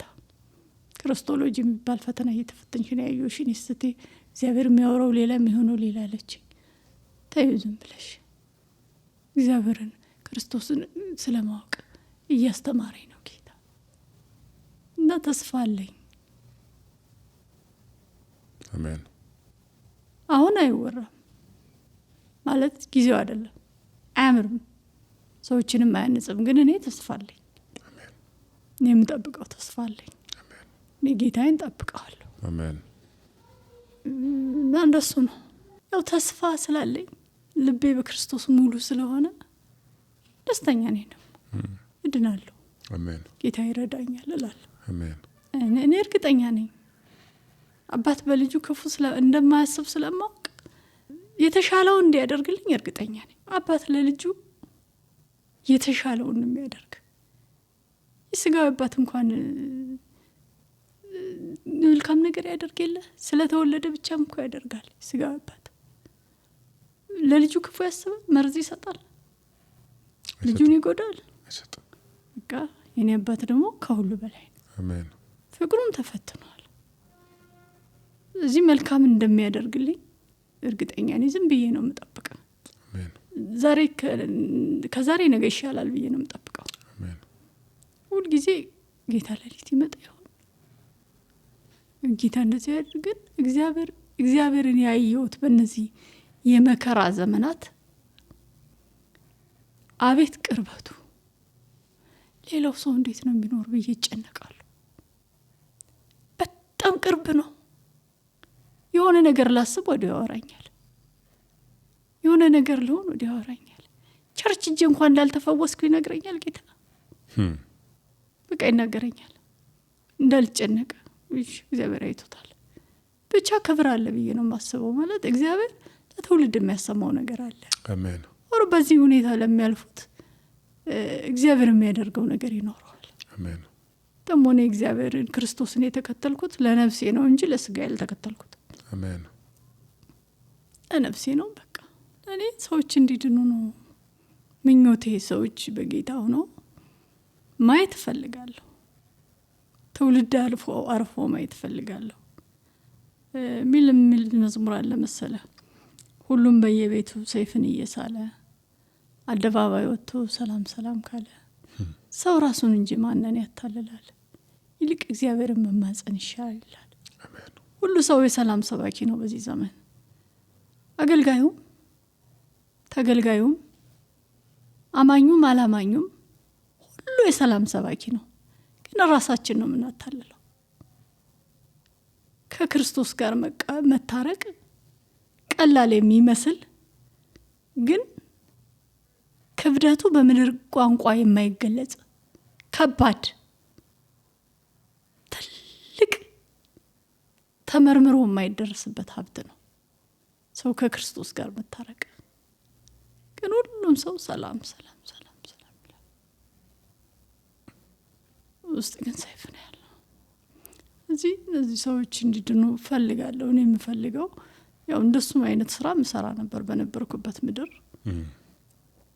ለዳዎች አንዴ ጌታ እንደዚህ ያለኝ ብርድ ነበር የነበርንበት ምድርና የበዓል ልብስ ፎጣ፣ ለስለስ ያለ ፎጣ፣ የሚሞቅ ፎጣ እነዚህ ለሚበርዳቸው ሰዎች፣ በብርድ ለሚሰቃዩ ለዳዎች እሰጣለሁ። ከዛ አንድ ቀን ሌሊት አንድ እናት ቀይ ናት፣ ማየት የተሳናት ናት፣ ልጄ በረደኝ ትለኛለች። ስነቃ በኢየሱስ ጌታ ያውቀዋል የተደሰትኩት ደስታ። በቃ እኔን ላከኝ፣ ወደኸኝ፣ እኔ እንድሰጥልህ ፈልገህ እኔን አምነህ ደስ አለኝ። በጣም ነው የተደሰትኩ። ሴትዮዋን 1 ወር ሙሉ ፈለግኳት፣ አጣኋት። ከዛ ሌላ ማየት የተሳናት ነበረች። እሷ ደግሞ ፎቶዋን ለብሳ ነው የምትንቀሳቀስ። በኛ በቢሮ በር ታልፋለች። እዚህ ሴትዮ ልስጣትልና እግዚአብሔር ያሳየኝ ሴትዮ ይቺ አይደለችም። አንድ ቀን ከቸርቻ ምሽት ወደ ቤቴ ሲሄድ ሴትዮዋን ለምን አላገኛት? ደስ አለኝ። ማማ አልኳት ጠጋ ብዬ፣ ዛሬ ሳንቲም ልሰጥሽ አይደለም ግን በረደኝ ብለሽ ጸለይሽ ታውቂያለሽ አልኳት። ልጄ ልውሰድሽ ቤቴ አለችኝ። በጣም ነው የሚበርደኝ አለች። ቤቴን ባየሽው ማየት አያስፈልግም፣ እግዚአብሔር አይቶሻል። አይችሻለሁ፣ በህልሜ አይችሻለሁ፣ ጌታ ኢየሱስ ነው የላከኝ። አሜን። ይዤልሽ እመጣለሁ ነገ አልኩኝ። ቀሚስም ጨምሬ ወሰድኩላት እና ስንታመን እግዚአብሔር ይታመናል። ማንን ልላክ ነው የሚለው። እዚህ በርግጥ እግዚአብሔር ሲፈልግ ይልካል፣ እድሜም ይጨምራል። አሁን ኪዳን አለኝ ከጌታ ጋር ብታድነኝ እድሜ ትጨምርልኝ ያለች ቤት ድንገት ተንካልክ ቤቴ ከመጣ አሳያለሁ። ነጭ ልብስ አጥቼ ከቀሚስ ቀደድኩ፣ ከልጆች ቀሚስ ከስረኛዋና ዘይት ቀብቼ ግድግዳ ላይ ሰካዋት። እናንተ አገለግላለሁ። ላገለግል በወሰንኩበት አመት ነው የታመምኩ። ስራዬን ልተው፣ ባለቤቴ እየሰራ ልጆቹንም ሊያሳድግ እኛንም ሊል ይችላል፣ ያስተዳድረናል። አሁን መታከሚያ ይሄ 10 ሚሊዮን ምናምን የሚባል ነው እንጂ እኛ የሌለን መታከም እችላለሁ፣ ያሳክመኛል። እና እሱ እየሰራ እኔ የሙሉ ጊዜ አገልጋይ ሁኜ ሳይሆን አገልጋይ ሁኜ ጌታን ማገልገል እፈልጋለሁ። ስራ ትተው ግን ቮለንተር ሆኖ ለማገልገል ቮለንተር ሆኜ ማገልገል ነው የምፈልግ። ቤተ ክርስቲያን በጉደቷ በተለይ ደግሞ ወንጌል ነው የምወደው። ድሮ በልጅነቴ እዘምራለሁ፣ መዘመር በጣም ወዳለሁ። አሁንም መዝሙር ወዳለሁ። አሁን ድምጼ እንትን ብሏል። ብዙ እንትን ማደንዘሻ ብዙ ኦፕሬሽን ስላደረኩኝ ድምጼ እንትን እያለ ሄደ። መዘመር እያቀተረ ተይ ማሚ ተይ ከሱሻል ዘማሪዎቹ ትለኛለች። ተይ እባክሽ ደስ ያለው ይዘምር ነው ያለ። ድምጽ ያለው አልተባለም እያልኩ ዝም ብዬ እዘምራለሁ። አሁን የተለያየ ሐኪም ቤት ይሄዳሉ፣ ከሐኪም ቤት ወደ ሐኪም ቤት፣ እንዲሁም ደግሞ በሳምንት 3 የዲያሊሲስ ያደርጋሉና በዚህ ሁሉ ጊዜ ውስጥ ባለቤቶት ክፍለ ሀገር እንግዲህ ይሰራል። እርሶን ማን ነው የሚያስታምሙት? ማን ነው የሚያሳክሙት? ልጄ ናት የምታስታመመኝ። እሷ ስራ የላትም? ልጄ የዩኒቨርሲቲ ተማሪ ናት። የጅማ ዩኒቨርሲቲ ኤንቫይሮንመንታል ሄልዝ ተማሪ ናት። ኦኬ 6 ወር ነው የቀራት ልትመረቅ። እኔ ስታመመው ጓደኞቿ ስራ ይዘዋል። እዚህ እኔ የምታከምበት ዋሽንግተን ስራ ይዘዋል። ጠይቁኛል፣ ማሚ ተሻለ ይችላሉ እየመጡ ደህና ነኝ እግዚአብሔር ይመስገን እላቸዋለሁ። እና እሷ ትምህርቷን አቋረጠች፣ ዊዝድሮዋል አልሞላች። አሁንም አልተሻለኝም፣ ደግሞ ዊዝድሮዋል አልሞላች። ማንም የለም። የሆነ ጊዜ እሷ ትምህርት ቤት ሄዳ አሞኝ ወንድሜ መምህር ነው፣ ብዙ ገንዘብ የለውም፣ ገቢ የለውም። በፕሌን እንኳን መምጣት አልቻለም። እኛ ነን የፕሌን ከፍለን 10 ቀን አስታሞኝ ሄደ። ከዛ እሷ ትተመጣች ትምህርቷን ልትመረቅ 6 ወር ሲቀራት አቋርጣ መጣች። አሁን 2 አመት ዊዝድሮዋል እየሞላች ነው የምታስታመመኝ። እኔ እና እሷ ብቻ ነን። አንድ ቀን እንትን ኮሪያ ሆስፒታል ነርሶቹ እንደዚህ ያሏት፣ ዘመድ የላቸውም አሏት። ምና አለቻቸው፣ ሁልጊዜ እናትሽን በዊልቸር እየገፋሽ ይዘሽ የምናይሽ አንቺን ነው። ዛሬ እኛ ነን ሰርቭ የምናደርግልሽ፣ ግን ቤተሰብ አጎት፣ እህት፣ ወንድም የለም ወይ ምናምን አሉኝ አለች። የለም አልኳቸው አለች። እና ያን ቀን ልጆቹ የተሳሳቁ ነርሶቹ ማሚ ዛሬ እኛ ነን ሰርቭ የምናደርግሽ ምናምን ያሉ ሆስፒታሉ እዛ እየገፉ ምናምን ያስገቡኝ ነበር። ከዛ በኋላ እንደዚህ ብለውኝ እኮ ነው አለች። የለንም ግን ጌታ አለን። አሜን። አረ ጌታ አለን። አሜን። እንዴ እውነት አሜን። ልቤን ሞቅ ደስ የሚለኝ ጌታ አለኝ። አሜን። ሰዎች በዚህም ታለፋል እንዴ ብለው ተስፋ እንዳይቆርጡ ለእኔ ቀላል እንደ ገለባ ነው እያለፍኩ ነው። ያረገልኝ ነው የሚበዛብኝ፣ የሚከብድብኝ፣ የሚያጎብጠኝ ያረገልኝ ነው እንጂ የሆነብኝ አይደለም። ደግሞ ሁሉም ሰው አሸዋም ላይ አለትም ላይ የተሰራው ንፋስም ጎርፍም ሁሉም እኩል ይሄዳል፣ በላያችን ላይ ይሄዳል። ልዩነቱ ያ ነው። ለምንስ ታዲያ ጠበበ መንገዱ? ጠበበ የሆነው መንገዱ እኮ ለዚህ ነው። አሁን በቃ ታርጌት አድርጎ የመጣው ክርስቶስን ከኔ ማስጣል ነው የፈለገው። በቃ እግዚአብሔር ይሄ የተከተልኩት እግዚአብሔር እንደዚህ የሚያደርግ ከሆነ ብዬ እንድጥል ነው። እኔ ግን አንዴ በፍቅር ገመድ ታስሬያለሁ። አሜን። ወዴት እንሄዳለን አይደለ ጌታ ሲረዳው፣ ከአንተ የት እንሄዳለን? አንተ እኮ ይኸው ቃል አለ። እኔ እስከ ዛሬ የተናናውቀው የት እንሄዳለን? እኔ የት እሄዳለሁ? ባጉረመርምስ ምን አመጣለሁ? ስለዚህ ባመሰግን ደግሞ ቁስሌ ይድናል። አሜን። ይለመልማል። አሜን። እግዚአብሔር ይመስገን። ይህንን ለሚመለከቱ ሰዎች መልእክት ማስተላለፍ ፈልጋለሁ። ይሄ ቅዱሳንን ፍቅር የምናይበት ይመስለኛል። እናታችን ልጇ ትምህርቱ አቋርጣ እስክትመጣ ድረስ ሌላ ወገን ከጎናቸው የለም። እርዳታ ያስፈልጋቸዋል። ለሕክምና ደግሞ ከ5 እስከ 10 ሚሊዮን ተጠይቀዋል። ይህንን ማድረግ ደግሞ ከባድ ነው እንደተናገሩት። ስለዚህ ሁላችንም ምንችለውን የአቅማችን ያክል በሕክምና የሚመለስ ነገር እስከሆነ ድረስ እንድናደርግ ጥሪ ያቀርባለሁኝ። ደግሞ ማምናለሁኝ ይህንን ሚዲያ የሚከታተሉ ሰዎች ከዚህ በፊትም የቀረቡትን ብዙዎችን በመርዳት በመደገፍ በገንዘብ በሀሳብ አቅጣጫ በማሳየት ስትረዱ አይቻለሁ። ብዙዎችም ተጽናንተዋል። ያለቀሱ ሰዎች እንባቸው ሲታበስ፣ ያዘኑ ሰዎች ተጽናንተው ሲመለሱ፣ እዚህ ሚዲያ ቀርበው ህይወታቸውን አካፍለው ጉድለታቸው በብዙዎች በረከት በብዙዎች እርዳታ ሲሞላ አይተናል። ስለዚህ አብራችሁ እንድትቆዩ ጥሪ ያቀርባለሁ። ከልብ ጥሪ ያቀርብላችኋለሁ። እንደምታደርጉትም ደግሞ አምናለሁ።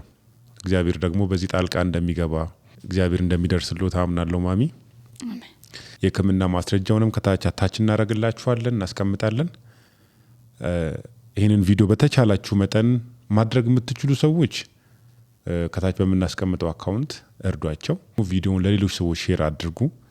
ቅዱሳን አብረን እንደሆንን እንዲሁም ደግሞ በእምነት የምትለዩም ሰዎች በተለያየ አቅጣጫ እሳቸው የሚታቁ ሰዎች ህይወታቸውንም ያደመጣችሁ ሰዎች የምትችሉት እንድታደርጉ ጥሪ እናቀርባለን። እግዚአብሔር ያክብራችሁ። ማሚዬ በዚህ ሁሉ ሲያልፉ በእግዚአብሔር ላይ ያለው እምነት በጣም ያስደንቃል።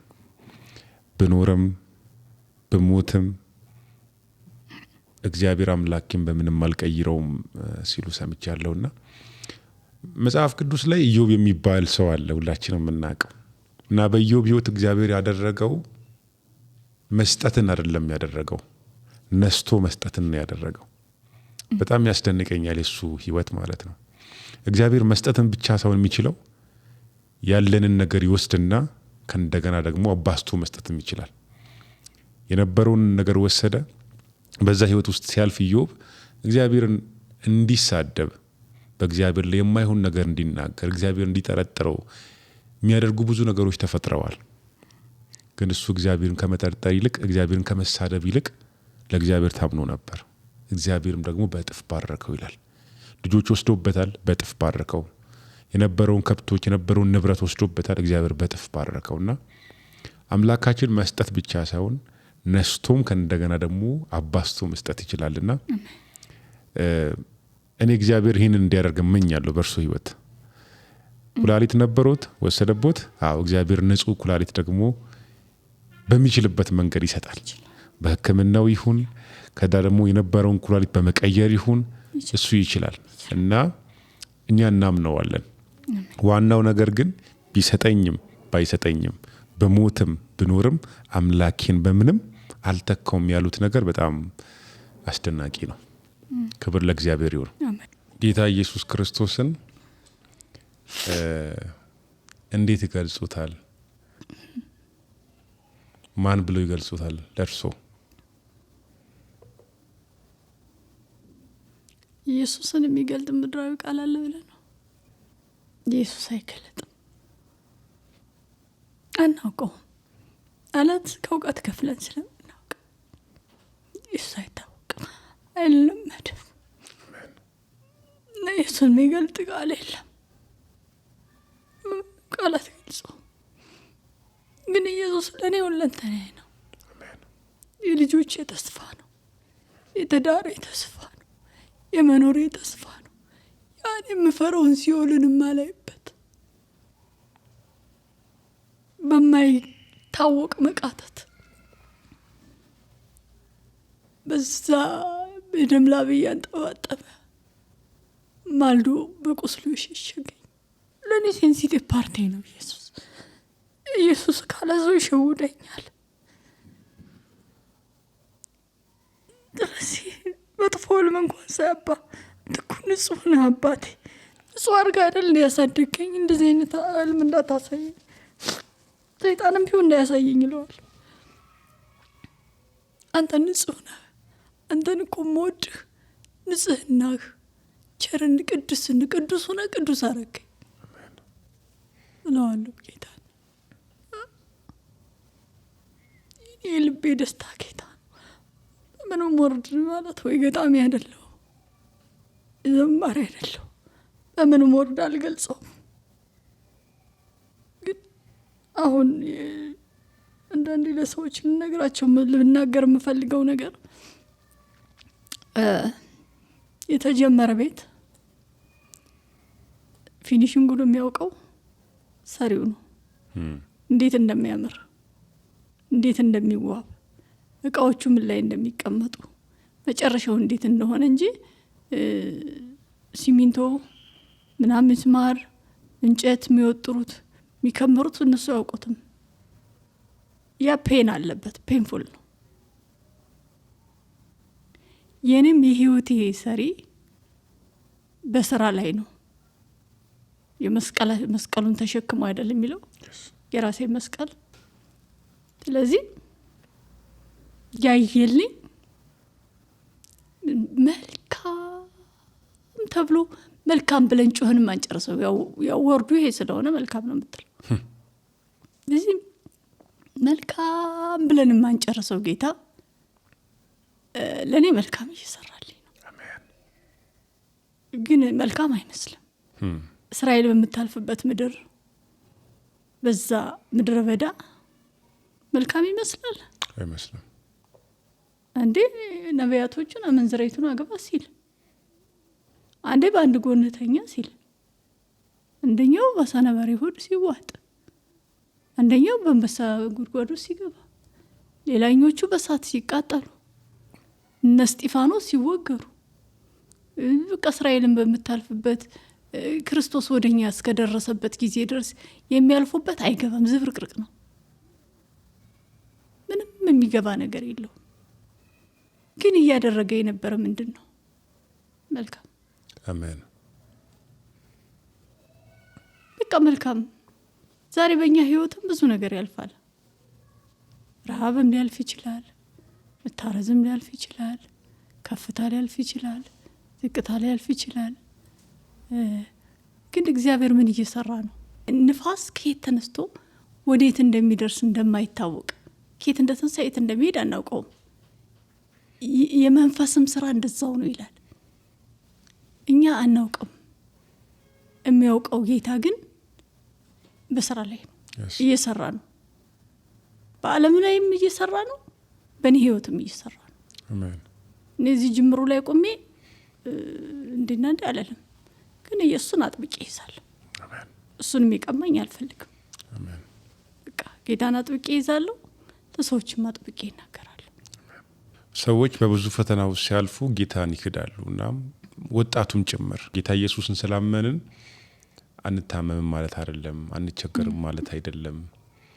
በምድር ላይ ሰው የሚያልፍበት ነገር ቅድም የጠቀሱት ማቴዎስ ወንጌል ምዕራፍ 7 ላይ ያለው ቃል ነፋሱ የሚነፍሰው አለት ላይ ለተመሰረተው ብቻ ሳይሆን በአሸዋ ላይ ለተመሰረተውም ጭምር ነው። በሁለቱም ላይ ነፋሱ ይነፍሳል። ልዩነቱ ግን ነፋሱ የትኛውን ይጥላል ነው። ነፋሱ የሚጥለው አሸዋ ላይ የተመሰረተውን ነው ይጥላል። አለት ላይ የተመሰረተው ደግሞ ይጸናል፣ መሰረቱ አለት ስለሆነ። ስለዚህ እኛ በአለቱ በክርስቶስ ላይ የተመሰረትንም ፈተናው አለን። በዓለም ላይ ደግሞ ያለውም ፈተና አለው። ፈተና አይጠፋም። ፈተናውን ግን የምናሸንፈው በተመሰረትንበት መሰረት ነው። ክርስቶስ ላይ ከጸናን፣ ክርስቶስን የሙጥኝ ካልን እናሸንፈዋለን። ፈተናው እኛን አይጥለንም። ሰዎች ግን ፈተና ሲበዛባቸው ብዙ ጊዜ ይናወጣሉ፣ ይጨነቃሉ፣ ተስፋ ይቆርጣሉ። ወጣቱ ጭምር ፈተና ማለፍ ስለሚከብደው ራሱን ያጠፋል። ብዙዎች በብዙ ነገር ውስጥ ያልፋሉ። ተስፋ መቁረጥ ውስጥ በጣም ብዙ ሰዎች ይህን ሚዲያ የሚከታተሉ ይህን ፖድካስት የሚያዩ ወጣቶችም ትልልቅ ሰዎችም ከደረሰባቸው ከመከራ ብዛት የተነሳ ተስፋ ቆርጠው ጌታን ለመካድ ቋፍ ላይ ያሉ የካዱም ይኖራሉ። ለነዚህ ሰዎች ምን አይነት መልእክት ምን አይነት ምክር ያስተላልፋሉ እርሱ? እኔ አሁን ባጭሩ እዚህ ከመጣው በኋላ ማስታወሳቸው ሁለት ሰዎች አሉ። ያው ስደቱ በጣም ሲበዛባቸው ክርስቶስን ካደ። ቀደም ባሉት አመታቶች አንዱ ክርስቶስን ካደና ያው ዝክር መዘከር ምናምን ጀመረ። ከዛ እስኪ ማን ወንድም ይነካይ ምናምን ማለት ጀመረ። መሳሪያ ገዛ። ግን መሳሪያው አላዳነው። ቅዱሳን ላይም ተተኩሷል ጥይቱ። በተለይ አንዱ ቅዱሳን ቤተሰብ ላይ 7 ጥይት በመኝታቸው ትክክል እንደዚህ ነው እንዳይስት ጥይቱ ወደ ላይ ወደ ታች ያርከፈከፉን ሄደው ተቆሱት። እነሱ አልሞቱ። ያንደኛውን በሯን ገንጥለው ገቡ። በአጋጣሚ እሷ ሌላ ቤት ነበረች። ጓደኛዬ ናት፣ እችልም በጣም ቅርብ ጓደኛዬ ናት። እኛ አንድ ስታፍ ነን። በሯን ገንጥለው ገቡ። እሷን አላገኙትም፣ እቃዋን ይዘው ሄዱ። እሱን ግን በሌላ ጊዜ ገደሉት። ከዓለምም አልሆነም፣ ከክርስቶስም አልሆነም። ሽጉጡም አላዳ ነው። ሰይፍን የሚመዙ በሰይፍ ይጠፋሉ የሚለውን እዛ ጋየው። እስቲ ወንጌል ሰምቶ ጌታን ላልተቀበሉ ሰዎች ወንጌል እንዲሰብኩ 1 ደቂቃ ልስጦት። በዚሁ ሚዲያ የሚከታተሉ ሰዎች ጌታ ኢየሱስ ክርስቶስን የህይወታቸው አዳኝ አድርገው ጌታን እንዲከተሉ የዘላለም ህይወት እንዲያገኙ ኑሯቸውን እንጀራቸውን እንዲያስተካክሉ ሳይሆን ከቅድም ጀምሮ እያወራን እንደቆየ ነው ጌታ ኢየሱስን አግኝተው ከዘላለም ሞትና ጥፋት እንዲያመልጡ ከሲኦል እንዲያመልጡ ወንጌልን ያብስሩላቸው። እስቲ በእኔ በቀር ወደ አብ የሚመጣ የለም ብሎ የተናገረው ራሱ ኢየሱስ ክርስቶስ ነው። አባቶቻችን ብሉይ ኪዳን ጥላ ነበር፣ የአዲስ ኪዳን ጥላ። አዲስ ኪዳን አካሉ ኢየሱስ ክርስቶስ መጥቷል። ከዚህ በኋላ ሌላ ምስክር አያስፈልገንም። ምስክራችን በሰማይና በምድር የታመነ ነው። የምወደው ልጅ እርሱ ነው፣ እርሱን ስሙት ነው አለ። በዮርዳኖስ በሚጠመቅበት ጊዜ እግዚአብሔር አብ ከሰማይ በእርግብ መልክ መንፈስ ቅዱስ በሱ ላይ ካረፈ በኋላ እግዚአብሔር አብ ከሰማይ የምወደው ልጅ እርሱ ነው፣ እርሱን ስሙት ብሏል። እርሱ ደግሞ ምንድነው ያለው? በእኔ በቀር ወደ አብ የሚመጣ የለም ብሎ ነው የተናገረው። ዛሬ የምንሮጥለት፣ የምንደክምለት፣ ብዙ ዋጋ የምንከፍልለት፣ ከሰው የምንጣላበት፣ እንቅልፋችን የምናጣበት፣ የምንጓጓለት ነገር ሁሉ አይደለም በእግዚአብሔር ፊት ሊቀርብ አይደለም ወደ ሰማይ ሊሄድ በምድር እንኳን ድሮ የምናውቃቸው በጣም የተባለላቸው ቤቶች ዛሬ ፈራርሰዋል። የሚገርም ነው። ይሄን የሰራው ማን ነው ያልን ያደነቅናቸው ነገሮች አንደኛው ይመጣል አንደኛውን ያስረጀዋል፣ አንደኛው ይመጣል አንደኛውን ያስረጀዋል። ሁሉም ነገር የሚያረጅ የሚያልፍ ነው። ህይወት ድግግሞሽ ናት። ኢየሱስ ግን የማያልፍ ነው። በዚህ ምድር 70 እና 80 ዓመት ልንኖር እንችላለን። ከዛ በኋላ ግን ድካም ነው። በሰው እጅ እናልፋለን። ግን ወደ ጌታ ሄደን ለዘላለም የምንኖርበት ሞት የሌለበት ሐዘን የሌለበት የጥርስ ፍንፋጨት የሌለበት ራሱ ኢየሱስ ክርስቶስ በደሙ የተሰራው ከተማ አለ። ስለዚህ ወደዛ እንድትመጡ እጠራቸዋለሁ። ኢየሱስ ክርስቶስ ፍቅር ነው። በምንም ሁኔታ ልታልፉ ትችላላችሁ። ምንም አይነት ኃጢአት ሊኖርባችሁ ይችላል። አንድ ነገር ላስታውሳችሁ። በግራና በቀኝ ከተሰቀሉት ወንበዴዎች መካከል ብዙ ለፍቶ ወጥቶ ወርዶ ደክሞ እግዚአብሔርን ፈልጎት ሳይሆን በመንግስት በመጣ ጊዜ አስበኝ ባለው ጊዜ ያን ጊዜ ኢየሱስ ቃል አወጣ። አልተናገረም ነበር እስከዛ ድረስ። በመሪዎች ፊት፣ በታላላቆች ፊት፣ በጠቢባን ፊት ባንገላቱት ጊዜ፣ በወገሩት ጊዜ፣ በቀጠቀጡት ጊዜ ምንም አላለም ነበር። ያን ጊዜ ግን ቃል አወጣ። እውነት እልሃለሁ ዛሬ በገነት ከኔ ጋር ትሆናለህ አለ። የሚያምነውን ይወዳል። የሚሰራለት ሳይሆን ይህን አድርጌ ጽድቄ በዚህ ብሎ የሚከምር ሳይሆን የሚያምነውን ይወዳል። እሱ ደግሞ ባናምነው የታመነ ሆኖ ይኖራል። ምንድነው? ባህሪው ነው። ጽድቅ ባህሪው ነው። መውደድ ባህሪው ነው። ቅድስና ባህሪው ነው። ብንሰድበው የሚሰደብ አምላክ አይደለም፣ የምንለውንም አይደለም። ስለዚህ ወደ ጌታ ወደ ኢየሱስ ክርስቶስ እንድትመጡ ጥሪ ያደርግላችኋለሁ። እሱ በምድር ማረፊያ ነው። በምድር 100 እጥፍ፣ በሰማይም የዘላለም ሕይወት። እግዚአብሔር አምላክ ይባርኮት ማሚዬ። ጥሬንም አክብረው ስለመጡ እንዲሁም ደግሞ የህይወት ምስክርነቶትን ስላጋሩን ከልብ አመሰግናለሁ። መጸለይ እንዳለብኝ ግን ተሰማኝ። እግዚአብሔር በዚህ ሁሉ ጣልቃ እንዲገባ፣ እግዚአብሔር ደግሞ ለምስጋና እንዲያበቃን ጌታችንን አምነነው እንድንጸልይ ፈለግኩኝ። እንጸልይ። እግዚአብሔር አምላክ ሆይ አንተ ታማኝ አምላክ ነህ። ልጆችን ታውቃቸዋለህ። እግዚአብሔር ሆይ ያ ሰው አይነ ስውር ነበር። ከልጅነቱ እስከ እውቀት አይነ ስውር ነው። አንገት ደፍቷል፣ አልቅሷል፣ አንብቷል። ሁሌ የሰውን እጅ የሚጠብቅ ምጽዋት የሚለምን ሰው ነበር። ግን ጌታ ኢየሱስ አንተ ስታልፍ ምንድነው እየሆነ ያለው ብሎ ጠየቀ። የናዝሬቱ ኢየሱስ በዚህ ያልፋል ተብሎ ሲነገረው እሱ ግን የዳዊት ልጅ ሆይ ማረኝ አለ። ንጉሥ የሆነውን ጌታ ተጣራ፣ አንተን ተጣራ። ዝም በላሉት ያልተረዱ ሰዎች አትጩህ አሉት። ኖ እኔ ነኝ ማቀው፣ በምን ጨለማ ውስጥ እያለፍኩ እንደሆነ ማቀው እኔ ነኝ አለ። ደግሞም የዳዊት ልጅ ሆይ ማረኝ አለ። ጌታ ኢየሱስ አንተም አልፋ አልሄድክም። ምን እንዲደረግልህ ትወዳለህ? ምን ይሆንልህ ዘንድ ትፈልጋለህ ብለህ ጠየቅከው።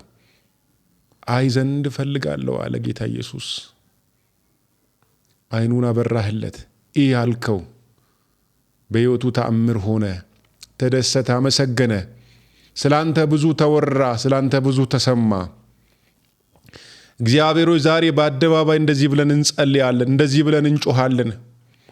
ምን ይደረግ ዘንድ ትፈልጋላችሁ ያልከን እንደሆነ እግዚአብሔር ሆይ የእናታችን የወይዘሮ ማሪቱን ኩላሊት እግዚአብሔር ሆይ እንድትቀይርላቸው፣ በምትፈልገው መንገድ እንድትፈውሳቸው፣ እጅ ጣልቃ እንድትገባ እግዚአብሔር አምላክ ሆይ ካንተ ዘንድ መፍትሄ እንዲመጣ በኢየሱስ ክርስቶስ ስም እንጸልያለን።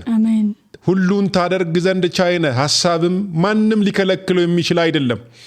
እግዚአብሔር የወደድከውን ነገር እንድታደርግ፣ ተአምር እንድታደርግ፣ ኩላሊታቸው እንድትፈውስ በኢየሱስ ስም እንጸልያለን። መልሰን ለምስጋና እንድንገናኝ፣ ስምን እንድናከብር፣ እግዚአብሔር አየሩ ላይ ስም እንዲከብድ በዚህ ምክንያት ትመሰገን ዘንድ እንጸልያለን። ስለ ሁሉ እናመሰግናለን። ድንቅና ተአምራት እግዚአብሔር ሆይ በዚህ ቤት ስለሚሆን እናመሰግናለን። የወደድከው ይሁን፣ የወደድከው ይሁን። ሁሉን ላንተ ፍቃድ ተውን፣ ሁሉን ላንተ አሳልፈን ሰጠን። በልጅ በክርስቶስ ኢየሱስ ስም አሜን።